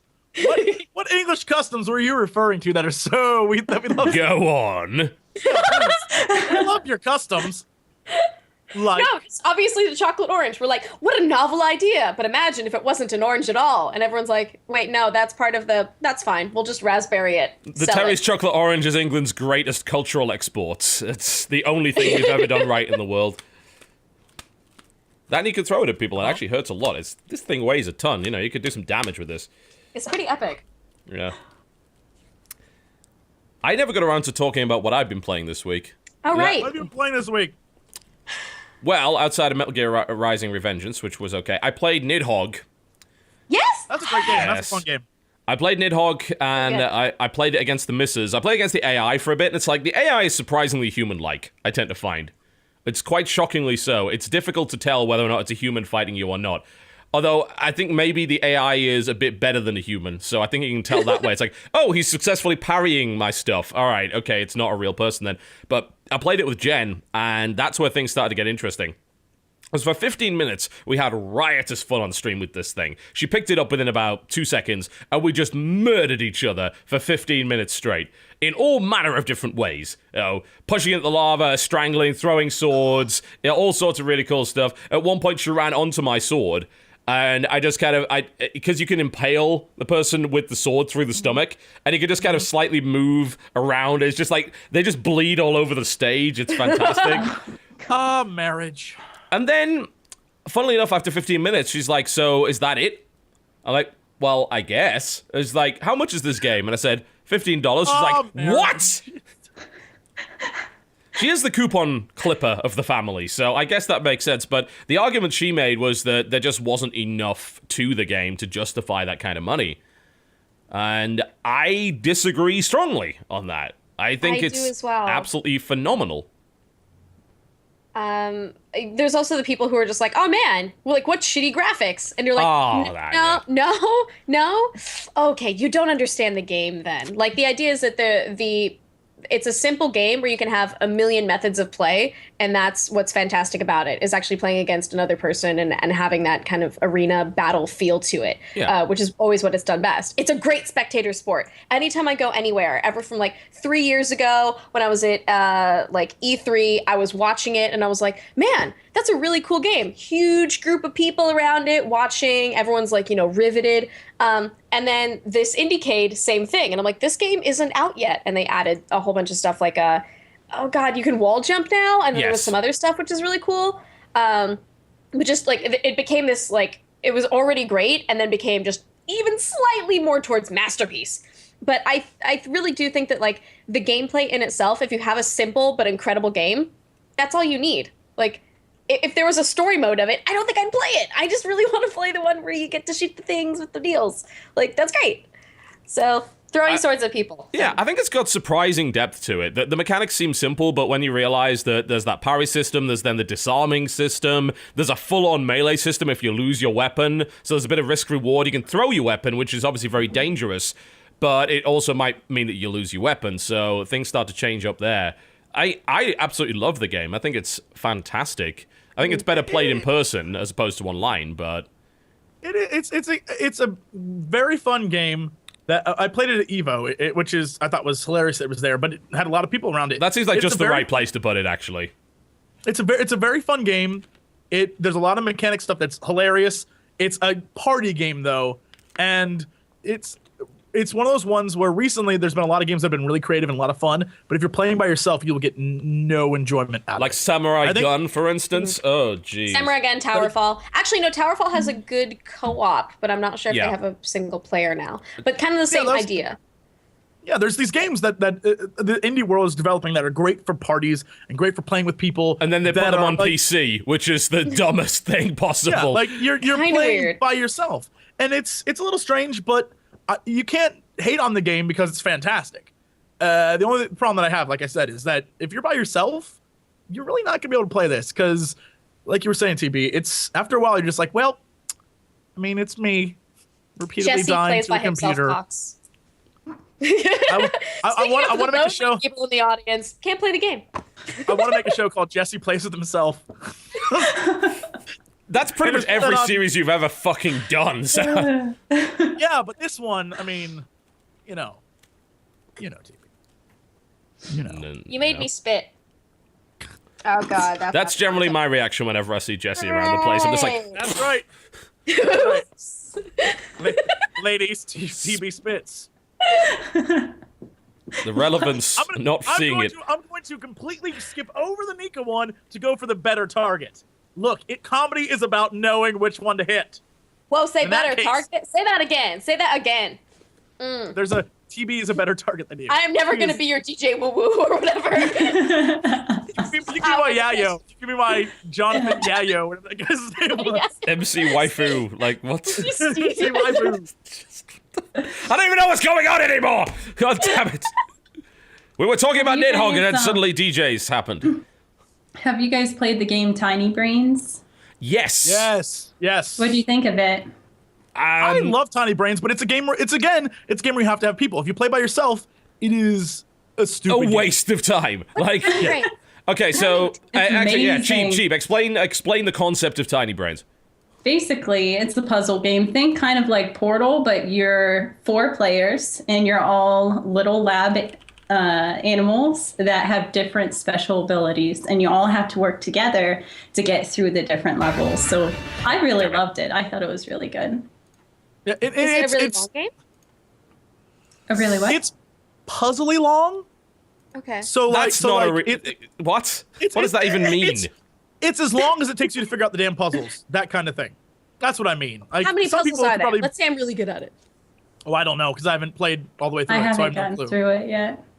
But So it must be pretty long then. Yeah. you should ask Gerard the completionist. He played that game so much they gave him an achievement in the game because he loved that game so much. Nice.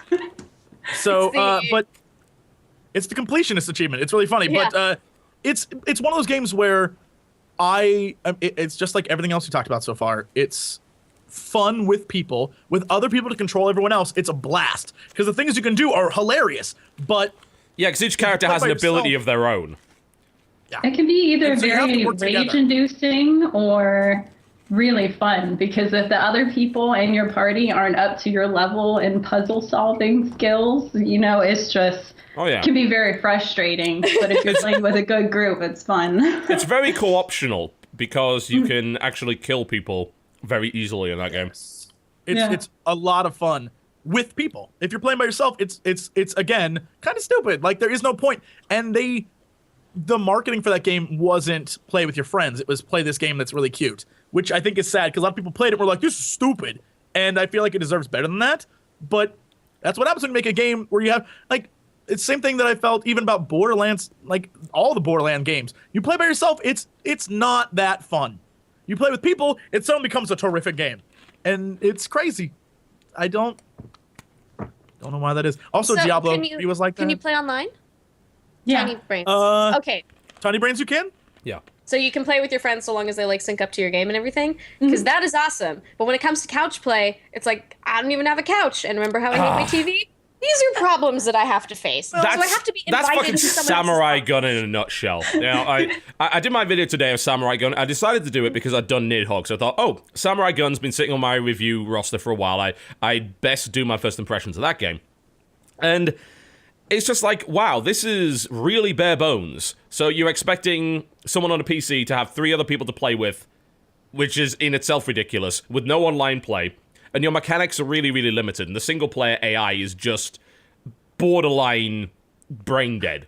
Really, really bad.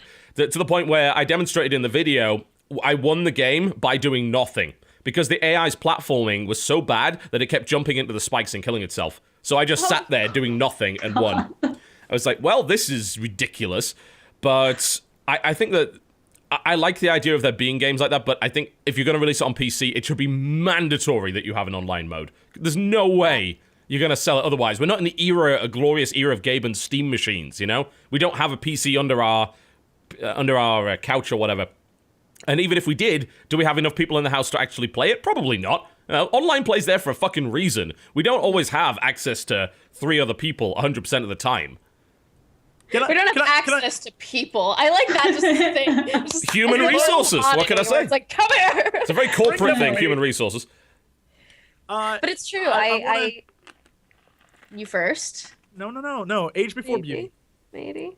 Hang on a minute. Probably. I'm probably older than you. I played at the Hey Ash house, like the Ash Institute, as it may be, and we just swapped out controllers, and we kind of played it at the same time as we did Towerfall. Towerfall, I would actually consider a lot more silly fun. Samurai Gun is like, if you're playing against really good people, it is a ferocious game. Like there were people in the house who, this is an actual competition. This is like really, really intense. Versus Towerfall, of which you can fuck up, and that could be the best time that you've ever had. Like, you could be absolutely terrible, but you'll still get those glory moments, and they might even be by accident. And I love that. So without the element of people, though, it really does sacrifice a lot of the game. Yeah, I mean, the way that when I played it, I played it with the missus, and we played, and it was fun for that first 5 minutes. So we're like, well, this is it, really? Because we expected stuff like power-ups and different weapons, and like, there's none of that. And I went through the mechanics of it, and I was like, this has very few actual mechanics going on with it. You've got your 4-directional slice, you've got your 4-directional shot, you have parry, you can parry bullets out of the air, and there's kind of like a pogo thing you can do, and that's really about it. All of the characters are identical. So, to me, I was like, I'm having a bit of fun here, and I definitely put this on with my friends, but I think after 10 minutes, would want to just play something else. Because it seems like the skill ceiling is fairly low, because there's not that much you can actually do to differentiate yourself. But maybe I just haven't played enough of it. I think that it actually, we played with a very high skill person, not that I'm sure how, because I never succeeded in it, but someone wiped the floor with us. And Okay. like, there's been tournaments, and like, it's actually, it can be, for as simplistic as the game is, that's when you really get into a lot of the mind games that are associated with fight games. And oh my God, it was really intense. So I think it was bare bones for a reason, to specifically bring out that hyper competitive aspect of it. And I think that it worked really well, but of course it wasn't really my game. I really liked it with the power-ups and the tower fall, and you get Exactly. You know, it's like I've seen like high level tower fall as well. You know, you can still be high level in that. You can be skillful, like something like dive kick, for instance, where you take dive kick and it's like you could be high level in that, but there's so much more variety in dive kick because each character plays completely differently. Whereas in Samurai Gun, it pretty much plays out the same way every time, and you don't really have that many options mechanically to differentiate yourself from others outside of just being flat out better than them, you know? Which can be a strength, but to me, it's just like, this is too bare bones to justify $15. You know, there's not even a tutorial, for God's sake. So even if there is some depth to the game, it doesn't tell you. So you've got to kind of figure it out for yourself. It's a bit of a pain. I want to point out, chat said all games are better with other people. I refute that and say that is wrong. Many games, it's nice to play by yourself, and other people ruin it. So put that in your pipe and smoke it, internet. I think what the chat actually means, though, is like, it goes back to the Borderlands argument. It's the same thing argument that I made as well, is that adding new people into Borderlands doesn't actually help it mechanically for the most part. It just means that you've got more people to share the experience with, which is in itself more fun. It's like sharing the experience of watching paint dry is more fun with people than it is on your own. That doesn't mean that it actually has good co-op. I will refute that and say I have done that. What? There was a time when I painted Hang on a minute. apartments. There was a time long ago. There was a time when I snorted paint fumes. I mean, it's And I pretty much. still I think didn't that's like what you. happened. There's a there was a time back when Jesse was a teacher where I had to paint an apartment, and it might have been the room. I don't remember what happened. Something got painted. It might have been the fumes. Something got painted, and we just had to wait around because we had to get it done that day, and there was nothing else to do, so we just sat there, and there were a bunch of us. Not nearly as fun as you thought it would be. No storytelling. No relating to each other at all. It was awkward. Teachers, kids, I don't want to ruin it for you. They don't always get along with each other. So think But about was that it next time more you're fun mad. than being alone? Oh no, if I was alone, I would have been blasting music and like having fun. When you're with people, you have to like, what music do you like? Do you like to listen to this? I don't know what. It's stupid. People are dumb. That's why I want to be a hermit and live alone. I don't like anyone. Jesse, forever alone Cox. Forever alone. You know what? I'm okay. I'm Your okay. middle name Here's is the thing. something loneliness. I'm okay with that. I tend to get after about a few days. I tend to get really. I'm like, I can't. You're great. You're a great human being, but I'd rather not be around you. I think I have a problem. I think I Are have you a around problem. for 3 days at a time? No, I'm just saying like if like remember when we filmed that thing for Geek and Sundry, and by the end of that, I was like, well, it's been. That was like a day. I was like, it's been I love you guys. It's been so much fun. I'm going now.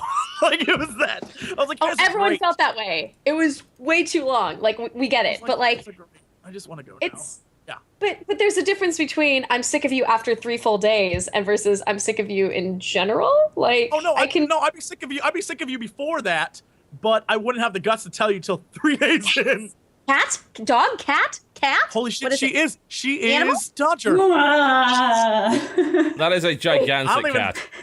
Yes. Here's what's happened today. It's my cat. TB's TB, Chiib is Dodger, Nika's me. I am irrelevant. Ladies and gentlemen, You are I'm the sorry, cat. hang on. This is what has happened it has been today? so much fun today. I'm You gonna can't- go, I don't know, watch TV. It's been fun. Mwah. Love you guys.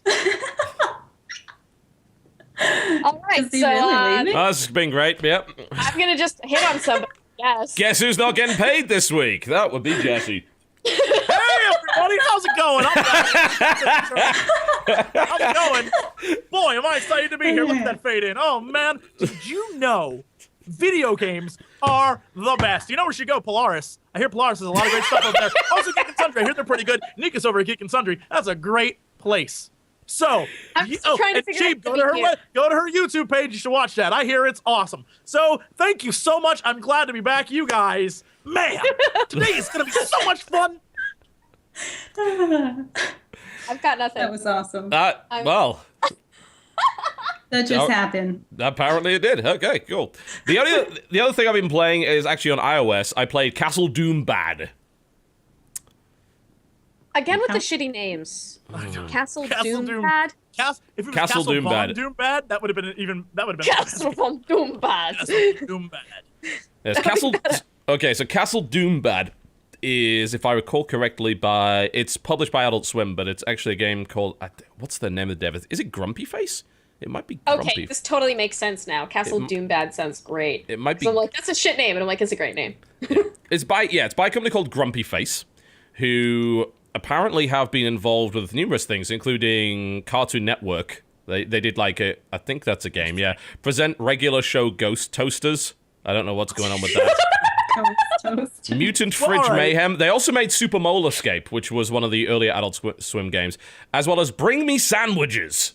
Which sounds pretty good. And they made a game called Castle Doom Bad, which is kind of like a tower defense mixed up with Dungeon Keeper.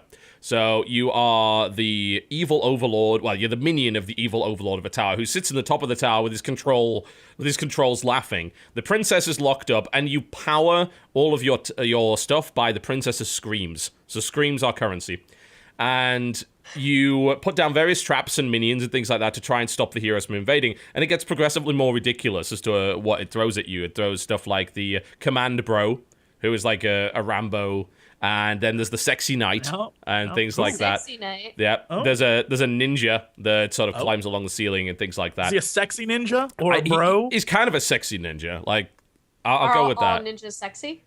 No, because you probably can't see not them. all of How them. would you know? It's hard to assess. I can imagine what We need a scientific sample size, which we can't really get at this time. But it's actually really, really fun. It's more of just a standard tower defense and trap defense game. There's nothing really out of the ordinary about it, but just the presentation's really, really good. Everything feels great. You upgrade your minions, and like the first upgrade for your little minion, who's basically a dog, but looks like a evil minion, is you have a chance to spawn a fire minion that sets shit on fire, and all sorts of other cool things like that. And the currency you collect in game is called Doom Shekels, which is just fantastic.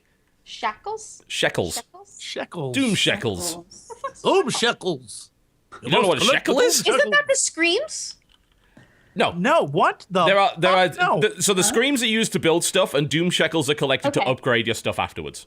Okay. How do you make the lady scream? Is this a consistent thing where she Yeah, just she's just screams every consistently 2 screaming minutes? on a regular basis. And you can make a Yeah, new pretty one. much. Okay. You can also build scream generators, which generate more screams, and occasionally if you kill Okay. enemies in a is really this horrible game way, called? they also scream. It's called Castle Doom Bad. Where can I get this game? On iOS, it's like $2. The cool thing about the game as well is that it's got microtransactions like pretty much everything now, but they're not terrible. So you buy the game, and instead of, you buy a game, it's like, here is this $99 currency pack. The most expensive thing you can possibly buy in this game is $10, and you don't need any of it whatsoever. The second currency is really just to refill your power-ups, which you barely ever use anyway, and you can also earn those currencies by doing quests, which are like, kill 10 things with flatten 10 heroes with a smasher, or, protect the princess and have her untouched by the heroes, and blah, blah, blah. So, it's fucking great. Like, it's a really nicely executed tower defense game. I've been enjoying it a lot. Oh, it doesn't even look like, it looks like Sim Tower, though. Well, yeah, doesn't look it is a tower. They the guys go up the floors, and like the next wave, they might put a ladder up, so they skip the first floor and they go through the ladders and things like that. So if they're climbing up ladders, you put like an acid dripper on top of them and murder them. It's brilliant. It's really quite fun. That is awesome. It's only $2.99. It is only $2.99. Fancy that. Yep, it's iPad and iPhone. I do not know if it's on Android as of yet, but Makes me sad. I have Android.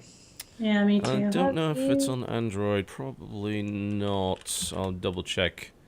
It probably isn't. Usually they're not. Every Android thing is listed under hacks, gold, and money cheats and shit like that, so that means it's probably not on Android. But it'll most likely get there eventually. Great. Castle Doom bad. Castle Doom bad. Yeah. Okay. Had a lot of fun with that. It reminds me of Dungeon Keeper, except it's not the terrible Dungeon Keeper that EA is trying to force on us right now. Oh, God. Talk about raping my childhood. That is a game that, frankly, was absolutely amazing, and they've decided, you know what, we're going to make it cartoony, and we're going to add microtransactions into it and put it on iOS. And I'm like, fuck you, EA! That is just awful. Yeah, that's what they do for most things, isn't it? Yes, they have a tendency of doing that. So, you know that last time I was all about the Deus Ex handheld game. Like, I was like, it's Deus Ex fun, I Reform? guess. Yeah. I just found out that I guess it's very similar, the game Republic, which was Yes, kickstarted. Republic. Yep. My dear friends over at Game Tease helped develop like the poster for shit in that. I am gonna get that right now. When you talking about that 2 weeks ago, and you said, I'm going to get that right now. I keep forgetting this stuff. Go I keep on. saying I'm gonna do it, and then I don't. Look, Jonathan Total Biscuit Bane. I'm well aware that you don't follow through and you frequently disappoint people. You never show up on time for sound checks. Needed a call. Yeah, I was like, you forgot it was. I had to have one of my guests call you to Tweeted you. get your lazy ass on camera. Can I just say, without even knowing it was Nika, Nika called, and I go, "Hello, beautiful." she was like, "What?" No, because I couldn't hear you because I had like this, and then he's talking. To be fair, me I about- always do that whenever he's around. It's like, just stop it. So he was talking about how the show was gonna go, and so I'm sort of listening to both, and you're just like, "How do you?" And I'm like, "I don't know. Get on the fucking internet." I like to point out that I was so confident that at 11:30 in the morning a woman was calling me that I could just go, "Hello, beautiful." It would be your I dad, felt most like no matter likely. what, it'd be an angry comment, like, "Jesse, where are you?" Like, "Hello, beautiful." Like, I had to go you had to. because I knew I was in trouble. No one calls me at 11:30 unless it's an angry woman. What are you doing? You're doing it wrong. Hang up. Story of my life. That took a dark turn. All right, yeah, so that's been pretty much about it. I don't want to talk anymore about EA because it upsets me. So let's talk about Sony, who may also be upsetting. Let's talk about PlayStation Now, as they're now calling it. Oh my God. Also You know known what? as, what is cloud gaming? That was it. That was the end of the. Oh, okay. We had nothing else. Yeah, no, this is Sony's version of cloud gaming called "We aren't ever going to let you play old games again, but you Properly. can if you buy them and download them." Which, here's the thing, I know people are going to be like, "Brr, I hate playing and I want to own my game still." I don't want to say this. I am okay with it. I said it. I'm done. I'm done, internet. You can hate me all you want. I'm okay with it. I want to be able to download and play, like, coming up in October, I think is the 20th, 10th, something anniversary of Ace Combat 5. And I was like, I'm live streaming that shit. But that would mean I have to go get a PlayStation 2, go find that game again, do all that shit. If I can re-download it for like $5, I'm okay with that. I know the world's gonna hate me for it, but I'm okay with that. I put those games behind me, and if I want to buy it again, so be it. But I'm okay with having one console instead of having 12 hooked up to my TV. That's all I'm saying. I did that with PSP. The PSP, like not the new one. What the hell is that thing called? But the first PSP, there was like a Vita. download play. Yeah, The PlayStation Right Vita. Not a Vita. I don't have it. I want it. But like with the PSP thing, you can get like all these games that I either missed out on or like super missed because, well, in order to use the PlayStation, you have to like put it slightly to the side.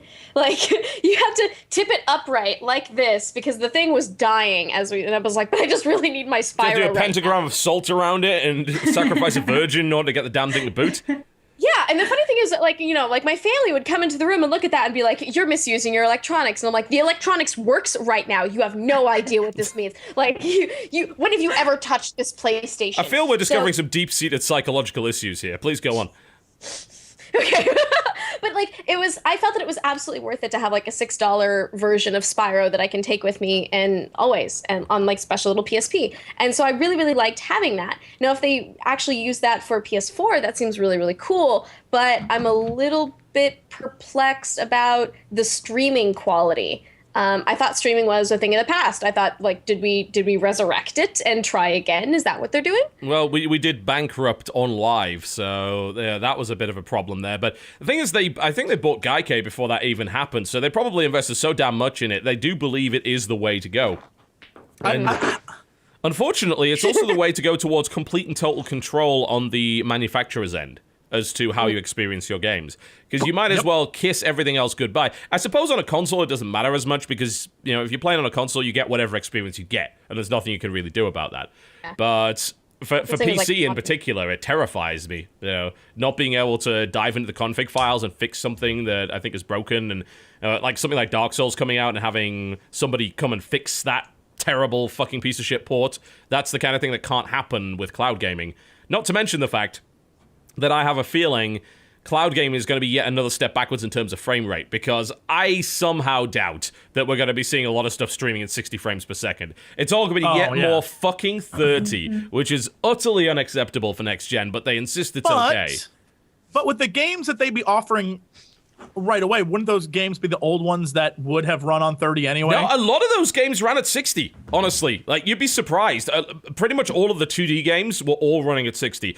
Some of the 3D ones, yeah, absolutely, they were running at 30, and that's the way of it. But, I mean, let's be honest, who's going to go back and play 3D stuff from the PlayStation 1 era? It looked fucking awful. Not to mention, controlled terribly. Someone just was talking about Spyro the Dragon. Spyro? I would still play the shit out of those games. Plus, I never played Parasite Eve all the way through. And there's Dino Crisis. Anyway. Oh, Parasite Eve. Oh, my God. I actually do have that on my PlayStation Vita. I downloaded that to play it. There's a lot of good places to play again. So does this, I mean, I feel like there's two things here that it would work for. And this is, I'm just throwing this out there. If you live in the middle of nowhere. Well, yeah, that. But I mean, like, the actual... Now, if you live in the middle of nowhere and you don't have access to games that you can get like right away, or you, I don't even know. I guess I don't know two things that this is good for. I thought I did. I guess I don't. I mean, what does this do to something like GameStop though? Does this? Oh, who gives a fuck? Like, I gotta say, like, are we really worried about? I mean, GameStop is going to die eventually, because eventually we will be fully digital. It will be only used for hardware, and that won't be enough to keep it alive. And GameStop will have to retool drastically or just die off. It's like, you know, what happened to Blockbuster? Blockbuster is dead. Like, is anyone really mourning that? Not really. It was a business. Notice. No, not at all. It's like, okay, it's sad. It's sad that there are lost jobs. Okay, I get that. But you can't preserve businesses solely on the basis of we might lose jobs. Like, if the business is based on archaic technology that no one wants to use anymore, you can't just prop that up. You've got to fucking adapt or die.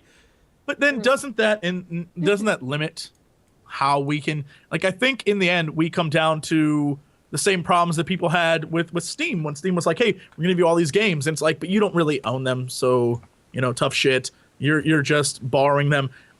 The less people to sell you things, eventually we're buying everything from Sony and Microsoft, and then we play by their rules, right? Well, yeah, so, I mean, that's definitely a concern. That's why I was quite excited to hear that Amazon was actually able to start selling PS4 stuff digitally, yeah? Not even just the box copies, because they got an agreement to do that.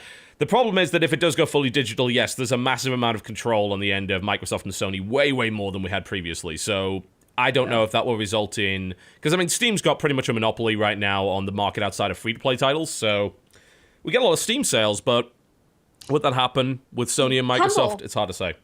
Humble's the other one. Humble's actually moving up the ranks of getting your stuff from there. They've opened up the store. Is really the deals on the Humble store are pretty fucking good at times. Green Man Gaming as well. Admittedly, Green Man Gaming is more of just a Steam reseller, and they don't have all the stuff that Steam has, but more often than not, you can get about 20-25% off it with a coupon code. So it's good games? GOG? Green Man Gaming. GOG, yeah. GMG. I don't know Green Man Gaming, but GOG is another one where it's like they came out with some of the older stuff that you couldn't find anywhere. Yeah. Now they're coming out with new stuff, but it's like, oh, I might as well get it on Steam because like there's an actual client for that, etc. So I like that better. But still, like the deals that you could get from there and the amount of content that you get. So there are other online retailers which are kind of in that sphere right now, but I don't think any of them are really coming out like super, super strong. I think they're going to be another couple of years before they're really, really epic. I think that Humble's probably the closest right now, though. And I think the thing about Steam, the scary thing about Steam is I read a recent article on, I think it was Gamma Sutra, or it was either gamesindustry.biz, by the developer of Cook Serve Delicious.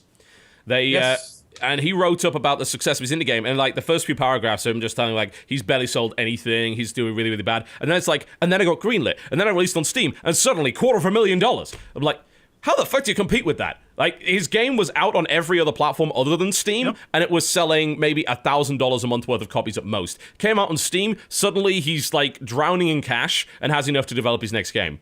Like, and that's no one is going to be able to ever compete with that. Steam is a promotional platform even more than it is just a store. Just being on Steam puts you up front.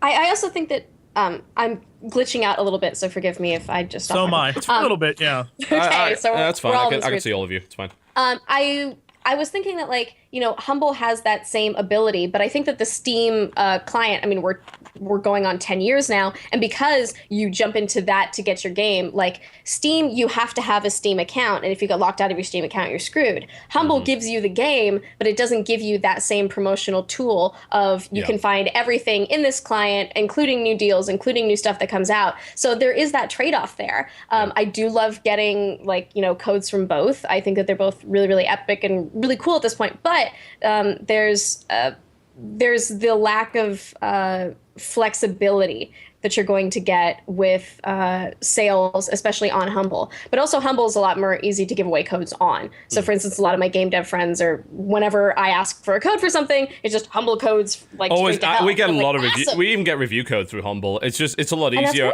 Apparently there's more limitations on like giving out Steam codes and things like that. But there's a point that you brought up there which I find very interesting, which is that people generally will, when given the choice between DRM free and Steam, will buy Steam 99% of the time, which is really weird because you think, why are you handing away rights? Yeah? It's not weird. That's people like convenience. Convenience is easier. Okay. Yeah, I mean, so GOG you mean the kind of consistently has GOG consistently has almost the exact, like if there's a sale on Steam, they will have the exact same sale on GOG. And GOG, you can own that game and you download it and it's yours to keep forever. And there is no like weird DRM thing, but people enjoy the convenience. They're like, oh, I'm just gonna go on Steam and get it. And most of the time they do go on Steam and get it. And this brings up the rather interesting point that links right back into this discussion. Yes, I was getting there, which is, people love convenience, like, say, a streaming service that allows you to play games instantly and not have to worry about installing them, not even have to worry about buying them.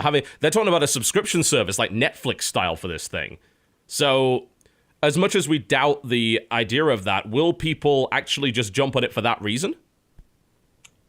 It depends on the quality of the stream. We haven't seen it yet. Or even if we have, we still don't trust it. I've been to so many OnLive booths where I'm looking at this thing and I'm just like, okay, yeah. So where's the wool over my eyes here? And even if it works, we're still not ready to make that switch, that change yet. Like that our input is actually going to an external server, going to space, coming all the way back, like and making a cohesive experience that's like literally no lag. Well, I mean, I can't rely on Time Warner not to fuck up. I mean, it's already fucked up several times during this stream. I'm more pixely than I should be here for no reason. None. Like, the stream is rock solid, and I haven't, according to my stats here, I haven't dropped a single frame on this end, but like apparently Twitch dropped like 2 minutes worth of frames in the middle of this show where everyone had frozen, but the sound was still working. Like, this is entirely outside of my control. I can't, there's no ISP I can switch to make it better. This is literally the best I can get in this area. There's no change. So that's, I mean, and it even does affect Netflix at times. For some reason, at sometimes Netflix just doesn't work the way it should. It's like, I should be running 1080p here, and I'm getting 360 for no fucking reason. And that is only amplified when you're dealing with an interactive medium. I was just complaining about that the other day on Twitter. I was saying that my PlayStation 4, I was trying to watch a movie, and I don't remember what the hell movie it was, but I was trying to watch it and it kept literally saying like, there's an error with this movie, cannot complete, whatever it was doing. Yeah, I've had that before. And it's like, what error? You were just playing it a minute ago. Literally down the hall. It's not even like 50 feet away. I'm just like, this is insanity. And so I then put in the Xbox, which is right next to it. Neither are plugged in. They're both wireless. Xbox, it ran fine. And I was like, this is the kind of nonsense where, depending on which you're using, when you're using it, it might work or might not. And I'm like, oh, Lord. If everything's streaming, that's what we have to deal with. And who knows? If it becomes the only way to play games, that will be a problem. Like, if it's an alternative, I'm okay with that. Oh, right, okay. For some reason, in the middle of my Parasite Eve game that I was streaming, it fucked up. All right, it's annoying, but it's not terrible. I can just go back and play games in a regular way. But if it becomes the only thing, fuck that. I wouldn't want to touch consoles with a 10-foot barge pole. I can't trust them.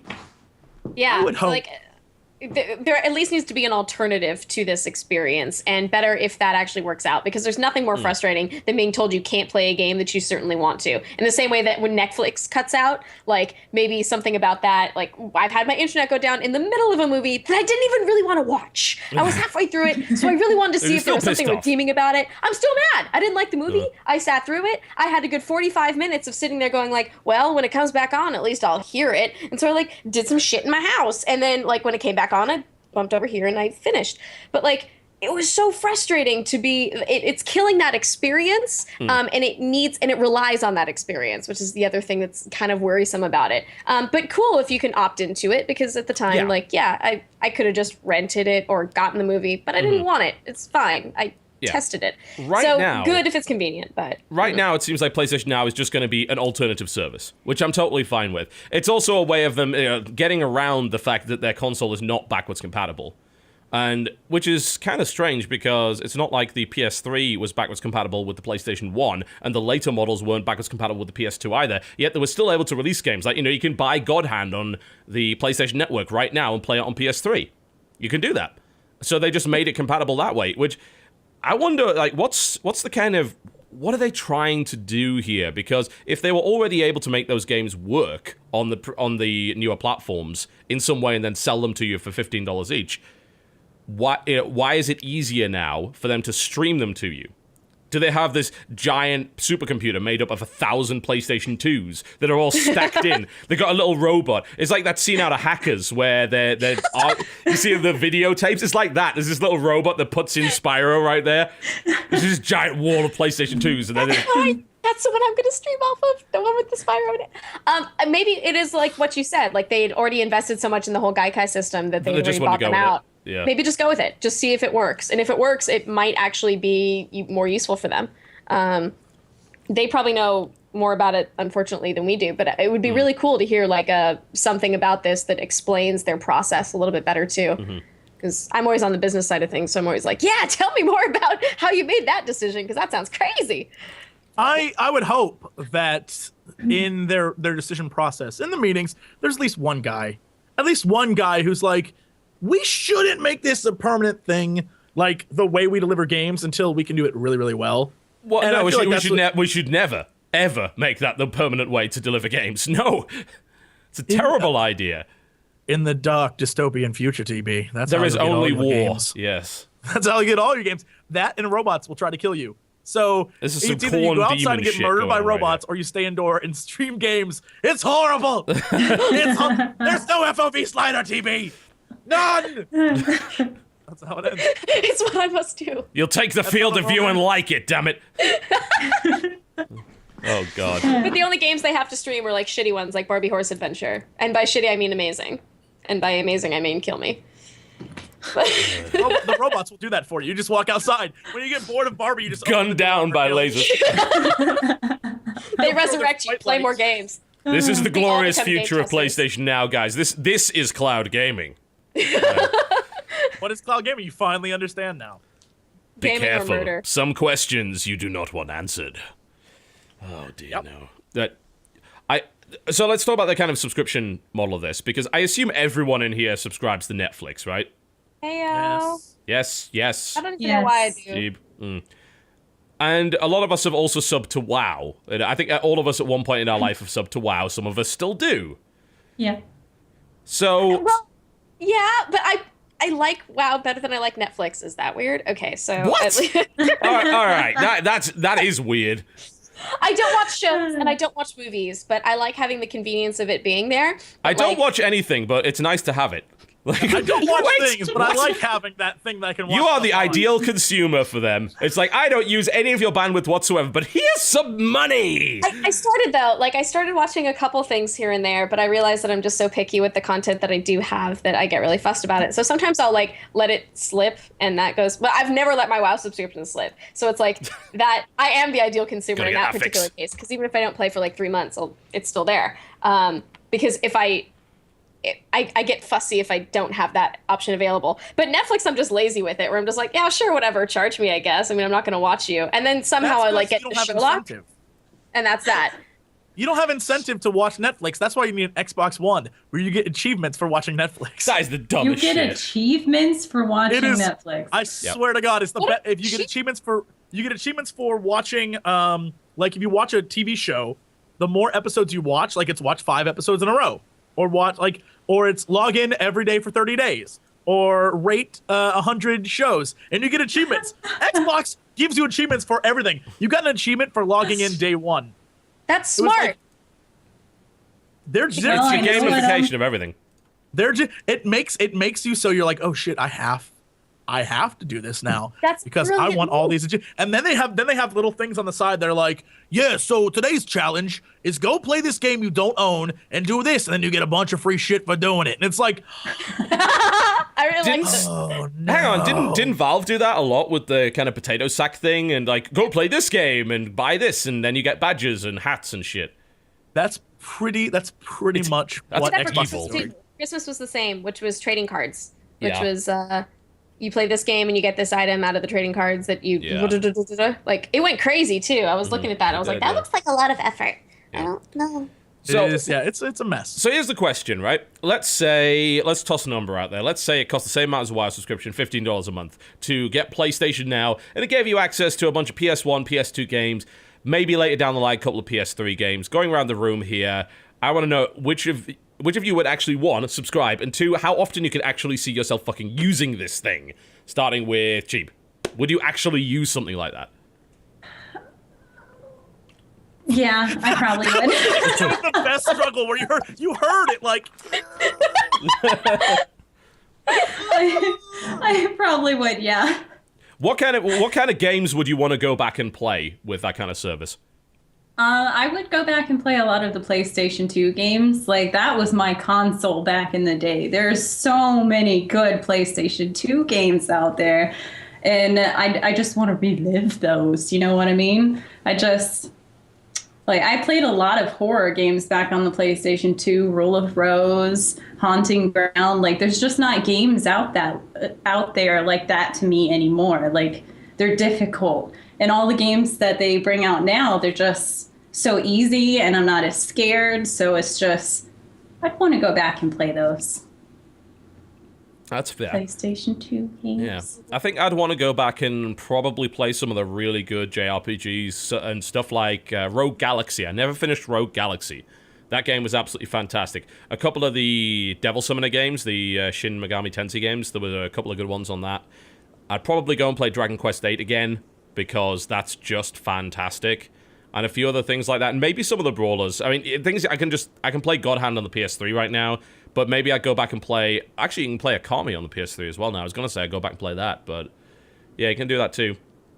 As an old fart, I'd play the PlayStation 1 era games, because that's when I still loved Squaresoft enough to buy everything they made. Okay. And they made a lot of really great games. Vagrant Story up in the house for show. Vagrant. That game's Okay, I'll definitely fantastic. give you that. Vagrant Story is just. Vagrant Story fantastic. is just that's a great game. I have that there's a on my lot of Vita things- as well. It's just like, yep, let's go. See, and so you've already given into some of it, and Yeah, I think that's fair. I think that I wouldn't be too worried about streaming on those games, because I don't think they would require a lot of bandwidth to stream something like that. It's the newer ones I'd be worried about, but the newer ones I don't really give too much of a shit about. I think I agree with Chiib on that. Like, a lot of the newer games, just like, meh, I played it, but I'm not really. Most of the games that are new, I already have on the computer, either on Steam or GOG. I own it already, so I don't need to have it Like, it's those old games that I miss and I love. Like Legend of Dragoon was a great game. Yeah. Oh my God, what was the Lunar Silver Star story? I remember playing that and loving that game. It was very, very like anime. Oh shit, my God, there's so many great games that I can't even think of off the top of my head that I'm just like, if I saw those again, I would immediately get them. And it's just because there are times when because usually after a new console comes out, I'll try to play all the old games that I bought and never really had time to play on the old console. And then I'll be like, well, I did that, and I'll sell all the old stuff. Like, I'll be like, well, that was fun, I'll get rid of it. And there are many times where I'm like, why did I do that? Mostly because I'm horrifically OCD and space-wise, I'd be like, it's just shit on the ground. Taking up too much space. Yeah. And so I sell it. Like, that's why, like, I'll go through closets every once in a while. I'll be like, I don't use this, and I don't use this, and I don't use this, and I'll just get rid of it. And it's the same thing. I just wish that, some choices I'd made where I'm like, I'll keep that game. I like that game. Because, like, you can never find it anymore, or you can never get to download, and the emulator versions suck, and you're just like, I just want to hold that game again. It's you don't know what you've got till it's gone. They were right. That song was right, guys. That song was right. A lot of those older games are really difficult to find, and then when you do find them, they're like $30 to $60, and you're just like, well, I don't want to pay that much money just to play this again, probably once. So $35 was expensive back in the day, and now all of a sudden you find them again for $60 because it's a re-release, and you're just like, I'm paying essentially triple because I'm paying for the game twice what it usually was, and I paid for that one too. So even worse if it was a cartridge game originally, and it might have actually been $80 to $90 legitimately when it first came out, and then it's like $300. Like, god damn. But then you can't not play it. You're just like, I need this so badly, and like you just have to have it back. For me, it'd be kind of the same thing. I think I usually only subscribe to something when I feel the initial need. So it wouldn't be like, day one, I'm going to sign up. It's going to be like, how do I play this? Okay, so like 4 months later, after this whole thing would happen, I might sit down and subscribe and then forget that I've subscribed because I'm not going to use it again for another 6 to 9 months, or I might remember and then have to like get rid of it. I do that same with my Xbox subscription. So it's like I have gold so I can play with friends and do everything that I need to do. But if that thing runs out, I don't really mind. And chances are it will run out because I'll only play it 2 to 3 times during the course of me actually having it. So if it was on like a yearly basis, then I could understand having that. But if it was on a monthly, I would be more inclined to unsubscribe and then bring it back up whenever I needed it. However, like that would be frustrating for me. Here's what's gonna sell that system. Being PlayStation Plus, if they say we'll give you these X free streams or X things through that you PlayStation can get Plus.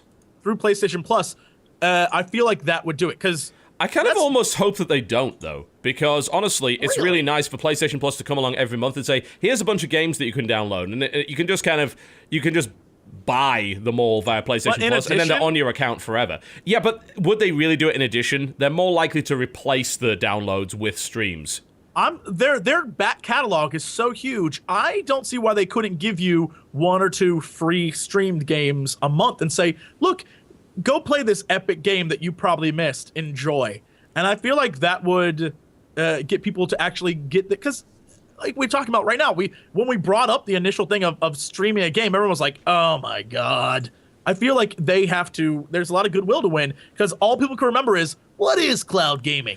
And they just remember kind of bad service in general. Yeah. The problem is that if this ends up being the only way that they demonstrate their back catalog, I view that as like a net negative, because you only get worse from that point. It's better to have a version that's on your computer that's on your console that works, as opposed to one that's on someone else's console in a fucking warehouse somewhere that works depending on whether or not the server is operating well that day, whether or not there's internet problems, and that's my fear, is that they will eventually use this service for all their back catalog stuff and not bother porting it over. And at that point, I'm like, well, This sucks. Maybe I just didn't want to play a pixely laggy version of this. Maybe because every now and again there'll be a game that like Godhounder or Kami that I'll want, and I'll want it on my modern system, and the only way to get it is apparently through this cloud service. That's my concern, and I can see it going that way. The other thing is like, what else would they offer for this service? For instance, like, when you get the premium Xbox and Xbox Gold and everything like that, you're getting a whole bunch of services that are available to you, not just that you should be whatever's getting on for there. free because they're dicks. Yeah, which is really shitty, which I've never liked. But imagine a service where you can get these games, stream these games, or imagine actually like being able to. I mean, I don't even know whether the consoles have this innately, but if it was easier to do like streaming or Twitch integration. That would be really cool because then we don't have to worry about that little box that you have to hook up to the thing and blow on and make sure that it does your voodoo magic. I wonder if you could. What are these could other you things that stream a works? cloud game thing? Like you're streaming to and then you're streaming out. That would. I don't know if the console Yeah, can do what that. if it's going two places at once? I right? don't know if that's impossible. Maybe. Well, if it's coming in and coming out, what if the output that it's bringing to you is actually also being streamed simultaneously through another service? So you could actually do it through there. That was actually already done with OnLive, so I know that's possible. Because you could actually spectate. Yeah, you could actually spectate people's games, and it wouldn't be taking their bandwidth. It would just be you'd just be watching a clone from the server. So. Okay. That would be cool for like old games, but even new ones. Like if they can use that same service, if you don't have to, if you can pay $5 to $15 a month, if you're hardcore into streaming, then it's so much easier than just to have like to record it, make a video like that. I haven't done that yet. There's a whole world of console gaming stuff that I want to do, that I want to record myself doing, that I just haven't done because it seems like a pain in the ass versus actually logging on there, paying $15 and doing it. This does definitely seem like a very niche case, I've got to say. It's like I want to play Skylanders. That's why we built the service. Perfect. I don't think that was necessarily part of their intended demographic, but regardless, it could be cool. I mean, there's certainly some interesting ideas there. But like, what are the other things that they can offer as well? Like, it seems like if that's not enough to sell it, what if you get like a better experience outside of games as well? There could be other things that they add to that to kind of sweeten the deal a little bit that actually makes people interested beyond just, hey, do you want to play this old game? No? Well, how about this other thing? Well, they were talking about, they've talked about PlayStation Vita, actually like that use on the PlayStation Vita as well, and they've also talked about tablets as well, which is really odd for them to say that, because they initially said, oh, we're going to make it work on certain Bravia TVs and you're not going to need a console. It's like, that's kind of cool if you own a 2014 Bravia, but they then said, oh yeah, an iPad. I'm like, hang on a minute, you don't make, you're going to allow Sony games on an Apple platform. And are you going to tie it to the machine? Like you've got to have a PS4 to make that work somehow? There's got to be some proof of ownership? Or are you literally going to allow someone with a fucking iPad to play PS3 games without owning a PS3? Because that does not sound like Sony at all. That sounds awesome, though. They've got to be restricting that in some way. There's no way they would do that. You probably have to sign up via your PS3 That's what I'm saying. Like, you've got to own one. Own it, if only just for that initial experience. Yeah. And then, like... Oh, so you just you could start a service where you start renting out your PlayStation 3 for $20 a head. It's like plug in the PS3, sign up for it, get it on your iPad, and then send it back. Perfect. Because you have to do that shit with Instagram. In order to sign up for Instagram, you have to use your phone. I'm planning the scams. It's gonna be good. Yeah. No. Brand new service industry going on right there. It's innovation. In it. In it, indeed. Burn them to the ground. No. Sorry, that's the thing that I say. It angers people sometimes. What, in it? That's a very. It's a very English term. It's a very Southern English. In it, mate. In it, yeah, and everyone's like, "What?" And I'm like, "No, it's fine. I just watch a lot of TV." Yeah. So PlayStation Now, I guess that, which is not now, but PlayStation Later is going to be happening at some point in 2014. We don't really know when, but. I mean, I think it's probably a service I'll sign up to just to see how it works. But I have a feeling I'm going to end up just throwing money at Sony and not using it at all. So basically, you're Nikeing the whole damn thing. Pretty much, yeah. Well, I mean, I accidentally signed up to Hulu a couple of months ago, and I still can't figure out why, so... I still can't do that. I can't justify just for NBC shows, really. That's what you're doing. Well, the annoying thing about Hulu is that I watch stuff in the Netflix style of I start at the beginning and I go through a series. You know, currently I'm watching Arrow and I'm watching a bit of Leverage as well. But on Hulu, you can't do that. Like, it's like, here are the last 5 episodes. Like, oh, great. So this is actually a companion app for having a cable subscription, which I don't. So this is completely worthless. You gotta watch it now. You have to watch it in the now, man. Fuck that. My schedule's more important than yours. You know, PlayStation I'm not gonna watch in it now. the now. So you Oh my would God. not recommend Hulu for someone else, because I was actually thinking of signing up for it. Amazon Prime works better if you're interested in that. Amazon Prime works a bit differently. The thing about Hulu that annoyed me was I looked at it and there was some lineup of shows and they're like Agents of S.H.I.E.L.D. and I'm like, oh, okay. I'll sign up. Maybe I can watch Agents of S.H.I.E.L.D. It's like episode 8 onwards. Like, what? This is useless. It's like it only has the last 5 episodes. Can't you watch it online anyway? I have no idea. You can just go onto Maybe their website and it's entirely possible that I'm just completely idiotic. I think but- someone decided to link me to that or something, Oh, and I was okay. like, okay, maybe I'll watch it someday. Again, Well, I don't watch things. I hope Netflix, Hulu why? enjoys the several months of subscription that I gave them for no reason. But anyway, they're like that service doesn't really work that way. But Amazon Prime is pretty good. The problem with Amazon Prime is what it loves to do is give you the first season for free and then sell you the other ones. And it's fucking evil because by that point you're into it and you can't resist. It's like $30 is all you need to watch season 3 of Suits. I'm like, no! That is evil. I'd rather it just not be there because it taunts me. It's like, on Netflix, you usually have to wait a bit for the latest season to come up. I'm okay with that. I'll go watch something else. But on Amazon, it's like, we got it, but you gotta pay for it. Amazon, you're evil. But, I mean, to be fair, like, there's also other reasons to be signed up to Amazon Prime other than just their streaming service. So, to me, it's like, oh, this is a free bonus. And occasionally they have a movie that Netflix doesn't have, and, I'll watch it there. So, that works. And I found the Street Fighter on there, and I was really happy about that because it wasn't on Netflix. The Street Fighter movie. The Street Fighter movie. Okay. Yeah, it's like one of my Raul favorite Julia's things ever. finest Me. and final moment. I was Tuesday. Yeah. Yes, I know. I Love was that just line. Favorite line of the entire movie. What for me? that's the favorite line of like any movie ever. It was a brilliant movie, and I love it to death still. Someone unironically used the terrible. term It was bison beautiful, dollars terrible. in a movie. And he was a famous actor. It was a crowning moment in cinema history. It wasn't even like bison bucks. It was bison dollars. Bison dollars, like, which are it worth was £5 just- British pounds, by the way. It's Five mind British pounds. it's Nowadays I mind-blowing need to me. Bitcoin though, so we can't laugh at it. Yeah, It's mind-blowing to me actually, that man's last Bitcoin is word bison in a dollars. movie. It's Raul Julia's plan from beyond the grave. He actually created bison dollars. Raul Julia's both last begin with a B. line in a movie was that epic speech that was like, "Then the devil said," that big thing where he flies. It's amazing, and he rises up like that. Shit is. I want to go out like that. If I'm gonna die, I want my last thing I say to be that line. It's like lightning.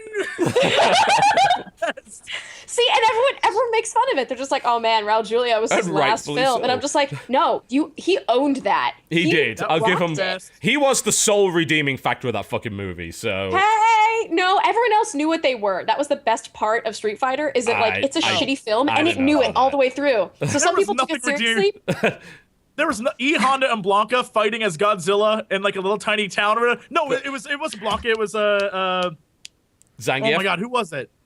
Zangief, yeah. And they're fighting. Yeah. They're fighting as Godzilla. There's nothing redeeming about that. That is a No. shitty movie, but it is really It was so good. good. It's a And good. somehow it still ended up being better than the sequel, which like I haven't seen the sequel. never ever don't do. know Street their Fighter: The sequel. Legend of Chun-Li is fucking abysmal. Oh, that's no one Yes, cares about that that. was the recent one. Oh, That's the girl from whatchamacallit, Smallville. Nothing good came yeah. out of Smallville. No, apparently no, it did not. No, I loved the fact that Street Fighter is terrible and aware of it, and therefore it just seemed like it was so much fun to work on. They just had fun, and I loved that. And the fact that Netflix didn't have it made me really, really sad. Disgraceful. So I tweeted that I was sad, and then someone else said that I have it on Prime, so I bought it for like $8, and I'm What? so happy. You spent $8 for that? Yes. Oh. Wouldn't you? No, No, I you wouldn't. You don't. And this is coming from someone that owns Double Dragon on Laserdisc. So, no, I would not pay $8 for that. We found Wrath of Khan on Laserdisc at a Goodwill, and we fought for it, and I lost. But Sad. it was still a beautiful moment of like, look at all these. And then Wrath of Khan just came out, and me and my friend grappled for it. And despite nails, I have claws, still lost. But that's okay. I'd like to point out that the Street Fighter movie, or not Street Fighter, but the Double Dragon movie has some of the funniest unintentional humor of any movie. Back on when VHS was a thing, kids, we would rewind that movie 20 times to one scene. There's a scene where this dude's like pumping. I don't even know what he's pumping. Like pumping pipes. And It's just like so, publicly masturbating in the middle of nowhere. so funny. Double Dragon took a turn for the weird. It is such a ridiculous movie. That's back when video game movies were made by people who had no idea what video games were, and it was great. I'm sorry, Great back times. when? Come on, there hasn't been much improvement since, let's be frank. That's because they only let UA Bowl direct them now. Oh, fucking hell. I just want to point out Dungeon Siege is on Netflix. If you guys no. want to watch Dungeon Siege? No! Holy It shit. has nothing to do with the game. King. Yes, it's it's the game Dungeon Siege, except without having anything to do with the game. And the main character in the game, who is a farmer, in the movie is just called Farmer. There's other than that, there's nothing. It is major actors. Like It's got fucking Jason Statham as in the It is- lead role. How it did is- that even happen? It is major, legitimate actors who I think just needed a paycheck or owed him a favor. Jason It Statham's doesn't- got to eat.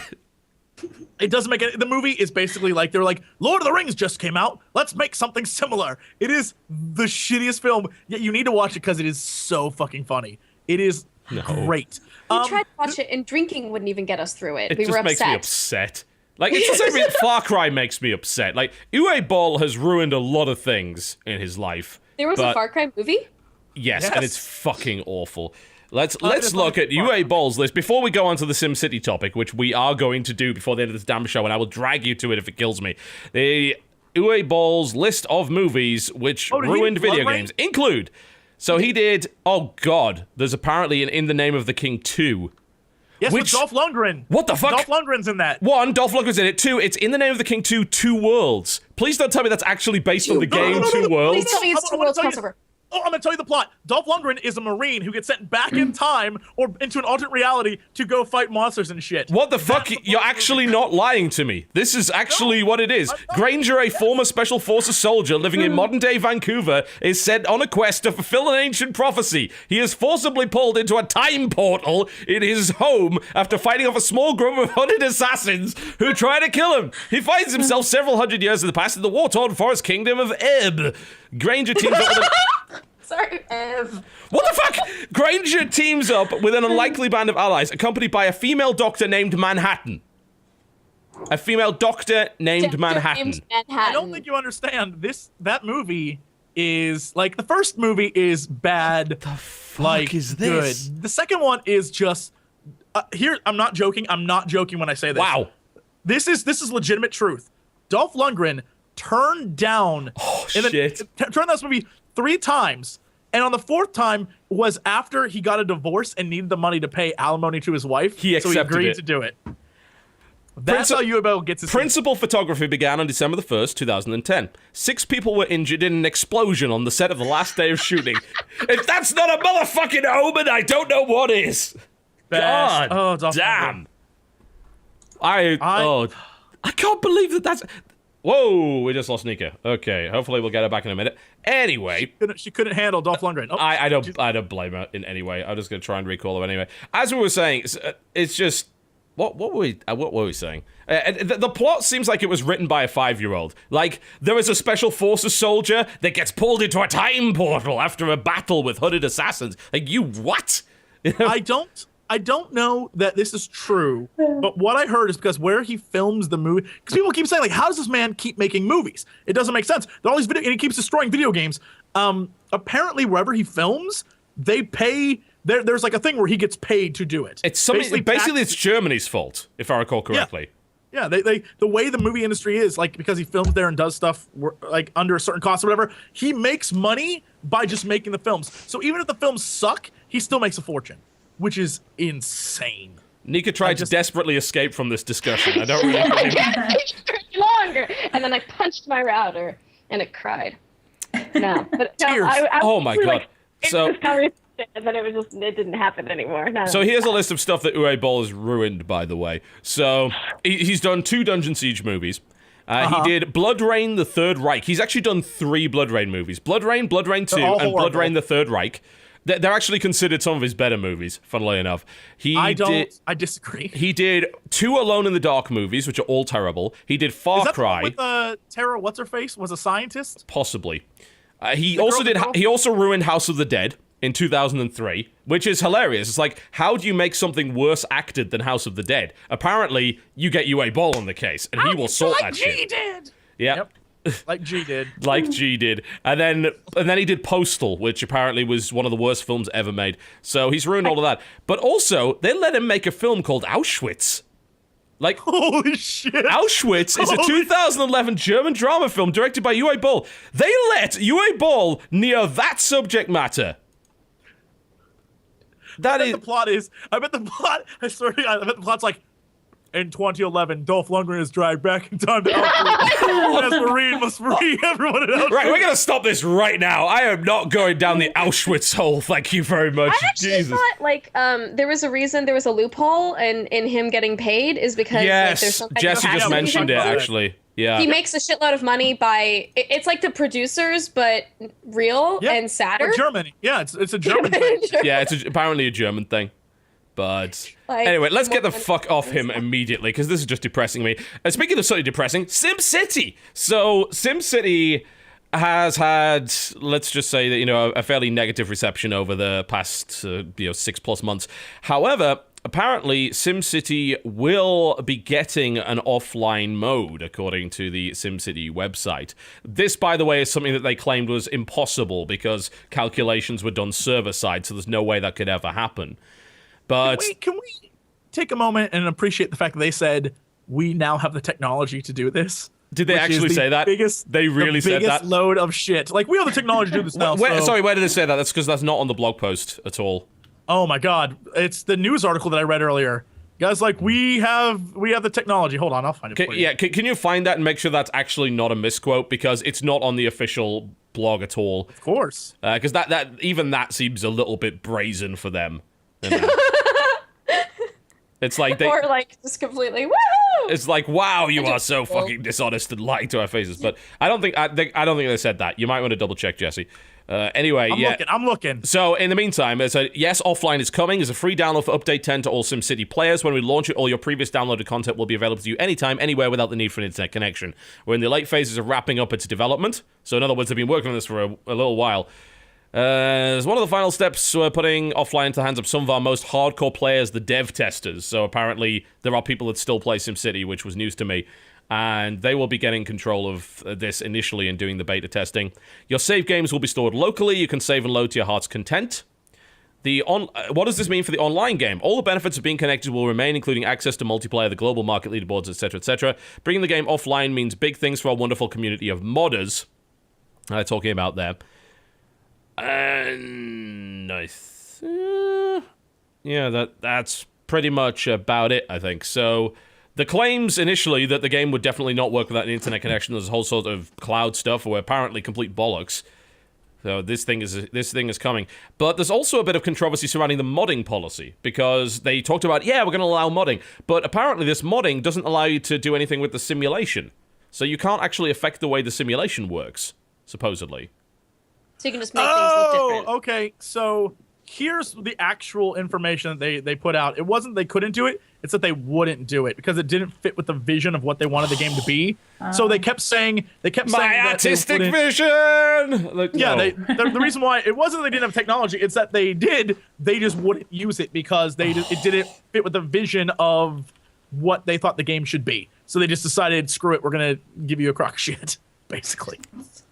That's on BBC's SimCity thing they just put up. About an hour ago, they actually put out a blog claiming how they re-engineered it.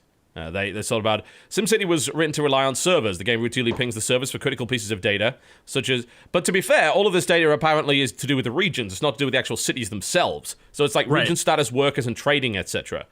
So apparently they rewrote the entire system, which previously existed in Java, and put it into C++. Oh, Java, wow. Okay. That sounds miserable. It still doesn't ruin it doesn't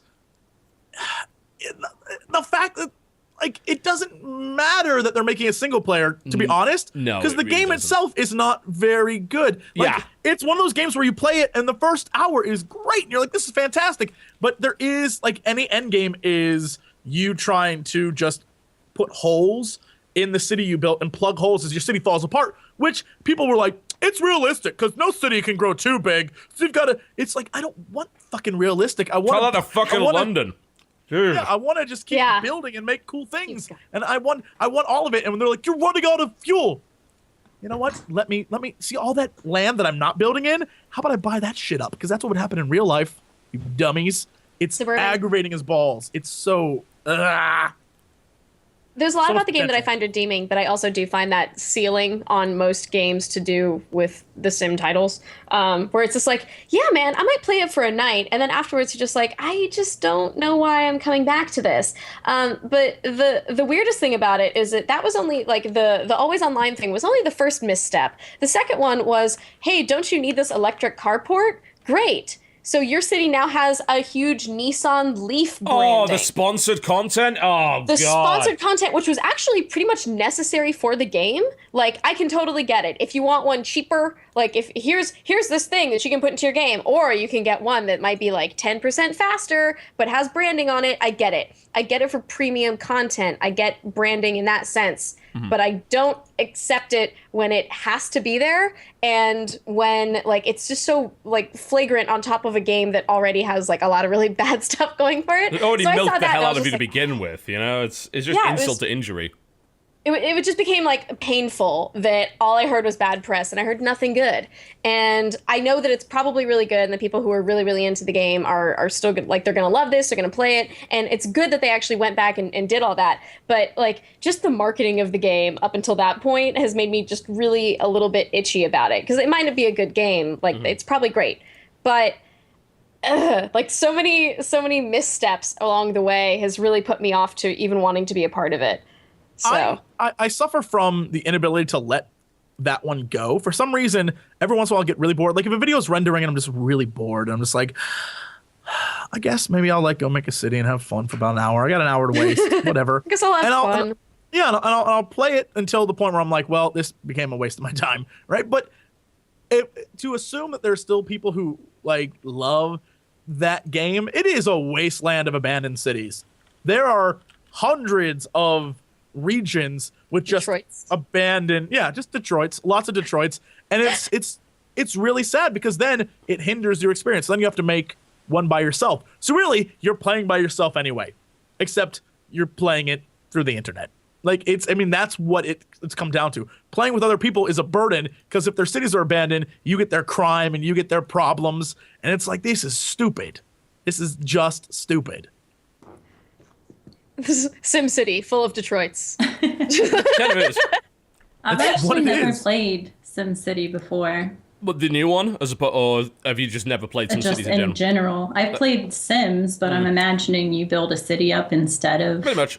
Yeah, play SimCity 4. Like, SimCity 4 still stands to this day as actually being really, really good, especially considering there's a lot of modding for it. The problem with the new SimCity was that, one, we hadn't had one in ages, so we were just gagging for one.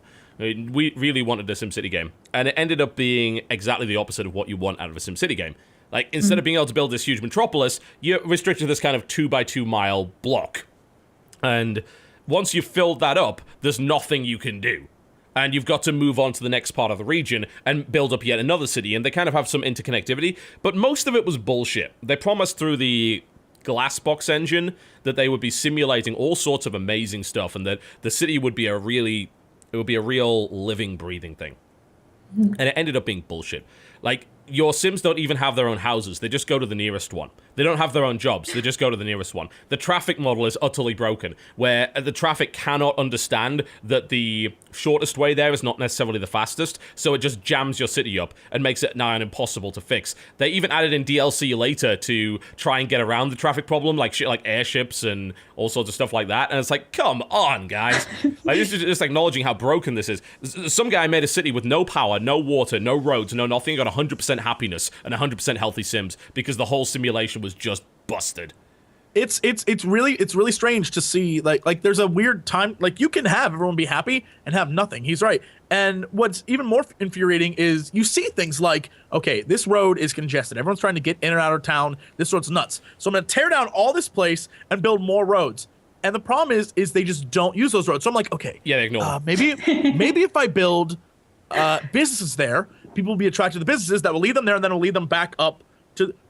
That doesn't help either. If anything, it causes now 3 traffic jams to get out of your city. And you're just like, this is the stupidest effing thing. And everyone's like, well, I've looked up strategies on how to like take it slow and do this and build this the way you build this, and it tells you how to build everything perfectly, and still the game shits on you because it doesn't care. It doesn't care, and I'm just like, I'm done. But it's one of those things like I still have that in Diablo, all these games where I'm just like, I'm done with you, I hate you so much, and when I'm bored, I'm just like, here I am. Oh, all right. Once again. And you'd think that, the modding policy will fix all of this. No, apparently not. Although it is possible that you might be able to get around it. So there's actually 5 rules for modding this game. Mods must not jeopardize the integrity of the gameplay or harm the experience of others. Mods that affect the simulation for multiplayer games and multiplayer features such as leaderboards or trading with other players are not allowed. The problem is that could actually spill over to the single-player stuff, because a lot of that stuff is very interconnected. So if you change anything that involves, like, trading or even the traffic model, because that also affects the commuting to other cities and things like that, if you change that, in theory, you're violating the mod policy. There's also, obviously, like, copyright stuff, which is fine. Mods may not modify any .com, .exe, .dll, or other executable files. So there's that. So how do you... And they also reserve the right at sole discretion just to revoke permission to use any mods at any time. So that's a catch-all. Yeah, that's fair. That's fine. Yeah. What mods exist then? Because I imagine they're all superficial and not really. It would mostly be useful skins, mods. I would think, at that point. It would mostly just be cosmetic stuff, because there's too much of a risk of violating the first principle there because of how interconnected everything supposedly is. So that's my concern with it. The only mods that would be tolerated, and here's what I want. Look, internet nerds, if you haven't done this already, you should. Where's my Game of Thrones mod for SimCity? Where you can build all the different Game of Thrones cities. I want that. And they all have to be interconnected. And instead of crime, you have Dothraki running around. Yeah. I want it. Make it happen. You don't get to laugh, Nika. You don't know what the fuck I'm talking about. No idea. I want this. Fuck Game of Thrones. It's really kind of irritating, because they actually released this mod policy before announcing that it was going offline, so people went and freaked out because it's like, oh, well, that means you can't mod anything then, because everything's connected online. I have to wonder whether or not this whole offline thing then allows these mods to actually do something useful.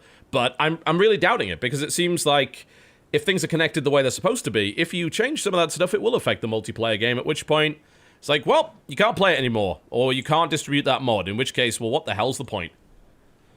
I don't know. Like, all I want is, I want a larger city that actually works. I don't want to build 8 cities, I want to build 1. I want to build 1 city, I don't really give a shit about all the others in the region. I want to be able to build it up the way that I want to do it, I want the space to do that, and I want the simulation to work correctly. That's all I want. So, I don't know if they can even do that. Yeah. What is up with the 5th games screwing everything up? Like, Civ 4 was a masterpiece. Civ 5, kind of weird, a little bit different. I guess it was okay, but it's no Civ 4. And same with this in a lot of ways, where it's like, yeah, we're going to give you better stuff. And you're like, yeah. And you're like, this is totally different and completely, like, got in the way of the experience that I had and wanted. What you really want is the Civ 4 with upgrade. expansions eventually, but they haven't done that with SimCity. That's kind of what I was hoping, that eventually the big expansion for SimCity comes along and fixes everything. And it just looks like they're not even going to bother. It almost seems like, we're going to make this offline. I wonder why they're going to do that. Would it be because they don't want to pay for the servers anymore? That's a possibility. So they just make it nice and much, much cheaper for themselves, and then just abandon the damn thing. That seems like the way that they're going with it. Ran out of branded content. Pretty much. It's like, we can't sell any more fucking Tesla branded cars for the game, so I guess we'll just leave it. Yeah. I want a Tesla. I wish I had $1 billion. I'm sure you could have at the time. You could totally have gotten one at the very beginning, when everyone was clamoring to get it and couldn't get in, so they had like a hard cap on where the branding could go. And now that there's really nobody else playing it, then the branding went nowhere, so they probably don't have as much. Yeah. I meant in real Marketing. life. I don't know. It's Fuck the game. I meant in real life. I want Get rich. real life. Yeah, I was gonna say it. I wish I had $1 billion. I don't know.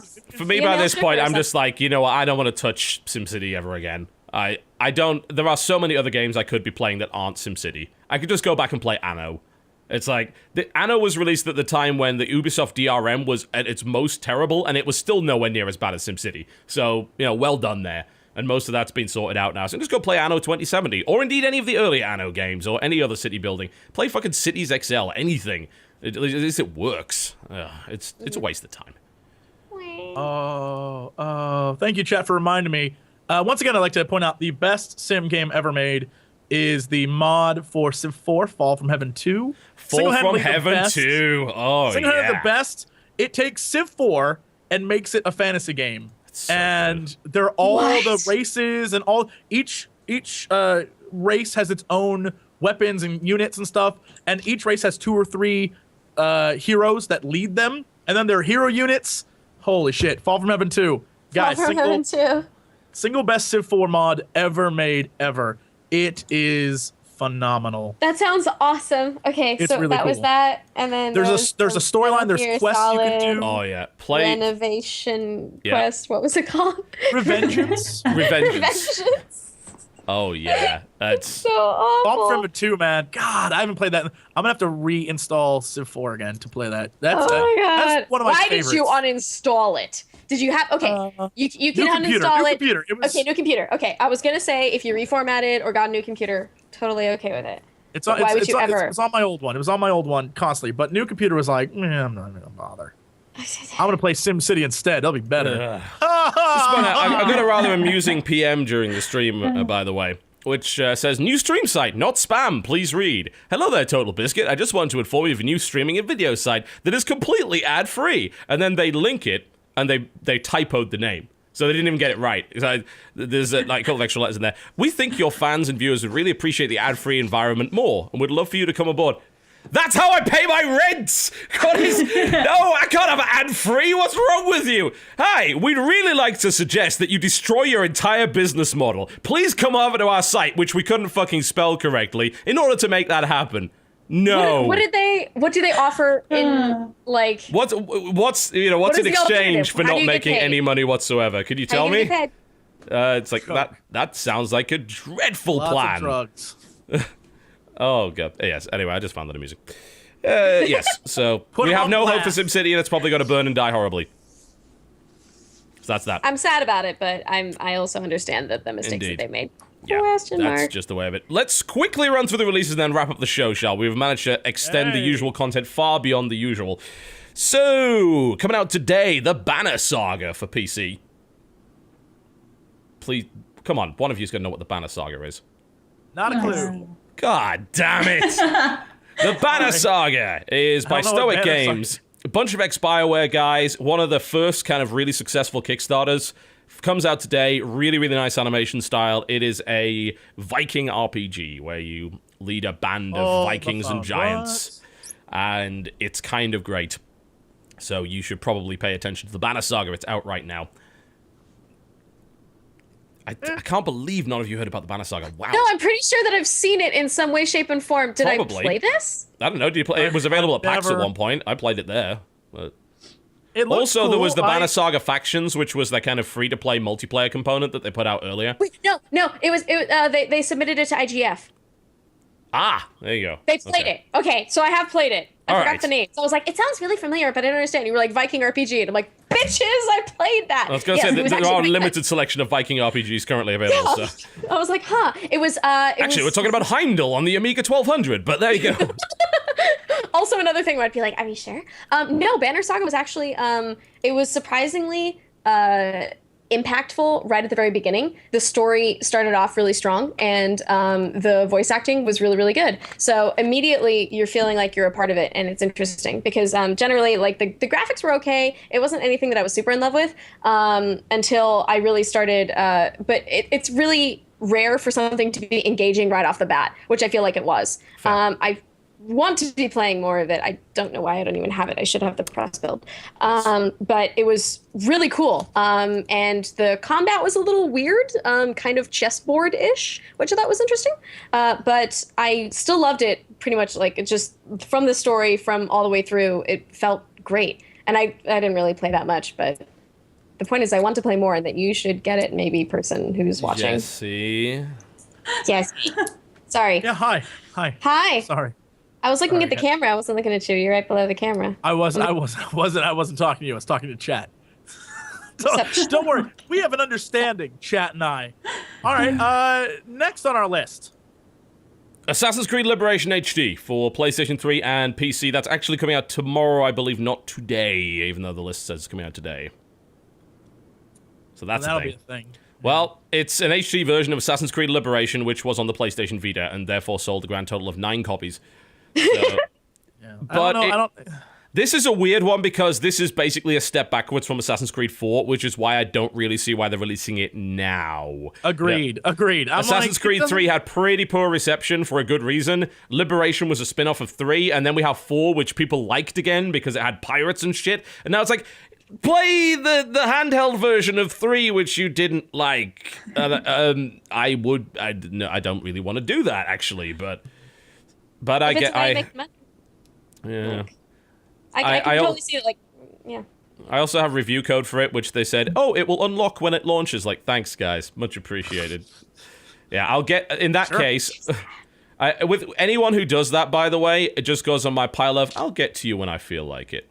Which means I might not. Yeah. And I'll prioritize the games that do actually give me prior to release. What else? Raven Legacy of the Master Thief coming to PlayStation 3. That was previously on PC. That's actually a fairly good murder mystery game with some amusing French voice acting. Then we've got Doodle Devil, Double Dragon, and Age of the Zombies for PlayStation Vita for some reason. Don't know what the hell's going on with that. January 16th, F1 Race Stars Powered Up Edition for Wii U. Holy fuck. Why would they release that game? F1 Race Stars is a really bad Mario Kart clone involving real race car drivers from the Formula 1 circuit. But in Mario Karts? Yes. Oh, fuck me. That's stupid as shit. But really boring. Like, it's like if you took Mario Kart and sucked all the fun out of it, and then sent that fun to the moon as far away from this game as possible, that would be F1 Race Stars.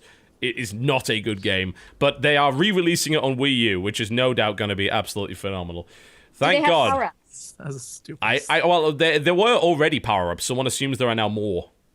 Yeah, but, like, what were the power-ups then? If you don't have a blue shell, like, if They you, were that's pretty lame. I think some of them were balloons. Hang on. Half blue ribbon is the blue shell. F1 Race Stars power-ups. showing. All right. Half blue ribbon is the blue. Yeah, he's like, Paps! Oh, shit! And he crashes. I'm finding the list of power-ups for you because they're pretty dreadful, if I recall correctly. They were really uninspired. Mountain Dew makes you go faster. Come on. No, that's SimCity sponsorship. Don't mistake that. Oh yes, so here we go. Like NOS energy drink and car stuff. Obviously. Like there's a huge crossover. I actually found a NOS energy drink car racing.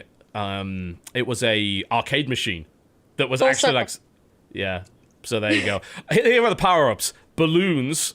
You drop these balloons on the track, and rivals who drive through will find their screen covered in fun confetti. Boost. Obviously. Bottle rocket. Turn your car into a flying bottle of fizzy pop. Wow, this is the most British fucking game ever. Brilliant. And fly up the track. DRS, drag reduction system. What? Like, they go balloons, bottle rocket, DRS, drag reduction system. Like, does anyone see some thematic inconsistency here? This is a little strange. Pulse bubble. Pulse bubble. Rain cloud, which cause a slowing shower of rain. Ricochet bubble, safety car. You know, safety car is the only one that makes sense here.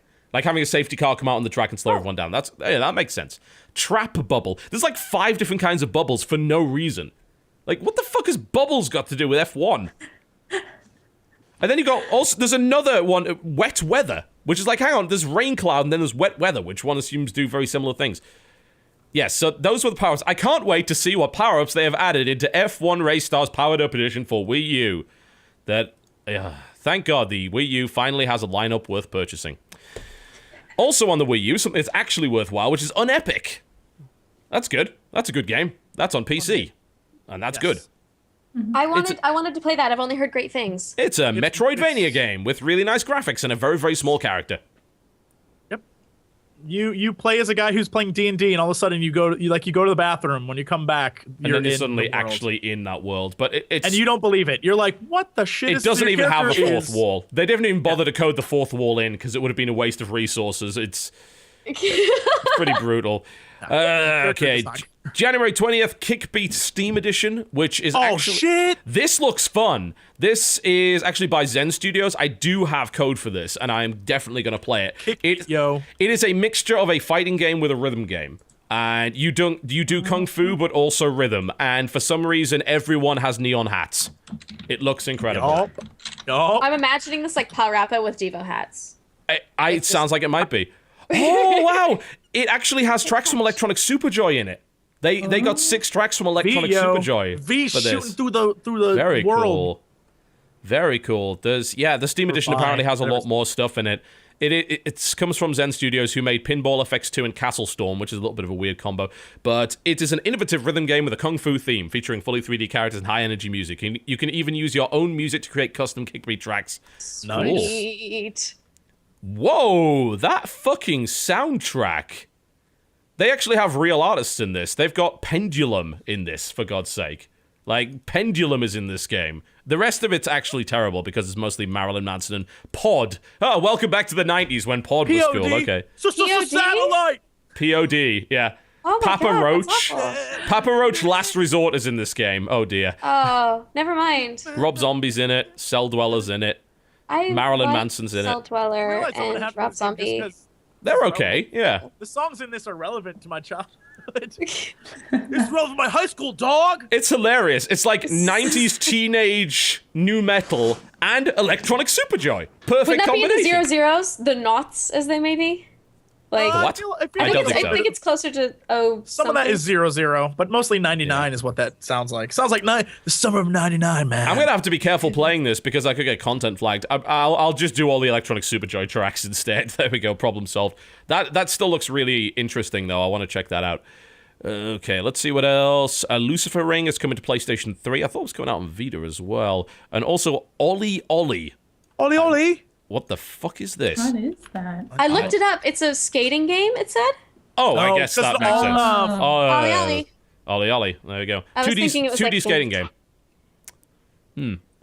January 28th, my favorite title ever. What is that? Dragon Ball Z, Battle of Z. What? They couldn't have come up with a better name than that. That is a fantastic Battle of title Z. game. Come on. Battle of Z. Literally anything else would have been a better title than that. That's just silly. Revengeance. Revengeance is a better title. Dragon Ball Z Revengeance. The Reckoning. Revengeance of Z would be Bleeding out great. words.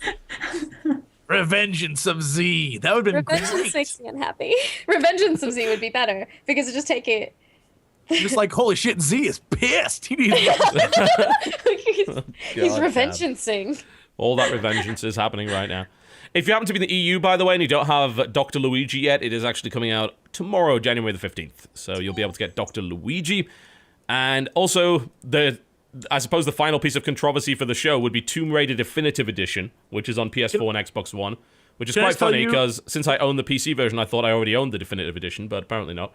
I want to point out for the fans of fake controversy. Yes, this is very much fake controversy. There was a really good one coming that came out this week where apparently the definitive version, Lara Croft looks different. She's been her sex appeal was upgraded apparently. They claim. And people were like, "What? This is look at the way she looks now compared to the way she looks then. She looks sexier." And then it turns out what they did is they went back and they redid the mocap on her face, so it made it look more like the actual actress and not like the computer generated. So it looks like a real person. People are like, "It's too fucking sexy." It's too sexy. What a great compliment that would be if you happen to be the mocap artist, actress on that one. It's like, wow, the entire internet says you're too fucking sexy for this role. Like, holy shit, that's pretty cool. Hey. It was so funny watching all like the incredible white knighting going on. Like people were like, this is just a disgrace to women everywhere. It's like, no, that's what she really looks like. What they did before was the fake thing, you dummies. Oh, it felt so good. Looks like such a video game. Like you Yeah. can totally tell looking at a video game, and then you look at the other one, and you're just like, oh, she looks really she looks surprisingly like a human. person, like a human. It's really awesome. I actually kind of have to agree, which is why I find the whole like, oh, they're sexing her up to be kind of weird. It's like, I don't know about that. Like, you know, if you look at the video game version of her, it's like that is like almost kind of facial perfection. Yeah, there's some dirt on the face, but that's going to happen anyway. They were even complaining, saying, oh, well, they've taken away the dirt and the cuts, and it's like, I bet they haven't. I bet what they were claiming is they've made it a bit more procedural, so that stuff will kind of more dynamically go onto her. Apparently, like she can even sweat and stuff like that, and you'll actually see that. It looks better. Like it just looks, and the fact that people were pissed about that makes me just.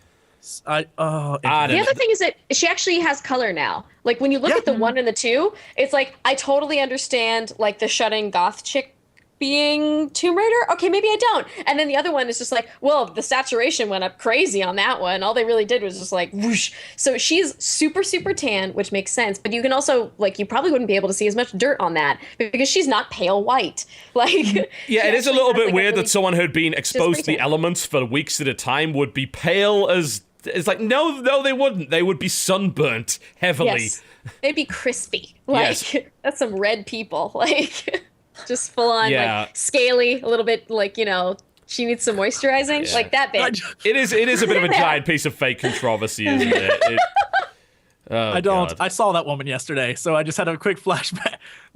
I saw a scale woman. There's a woman near me who she always walks around like with just a bikini on, but she has like scales. Yeah, it's 'cause you because have she to stays out in the sun. moisturize. Yeah. The lizard people, they're here. The lizard. Though that's L.A. There's a distinct class of underground dwelling lizard people who only come up to tan and then vanish. Oh yeah. The Oh, yeah. tanning one, not the other lizard people.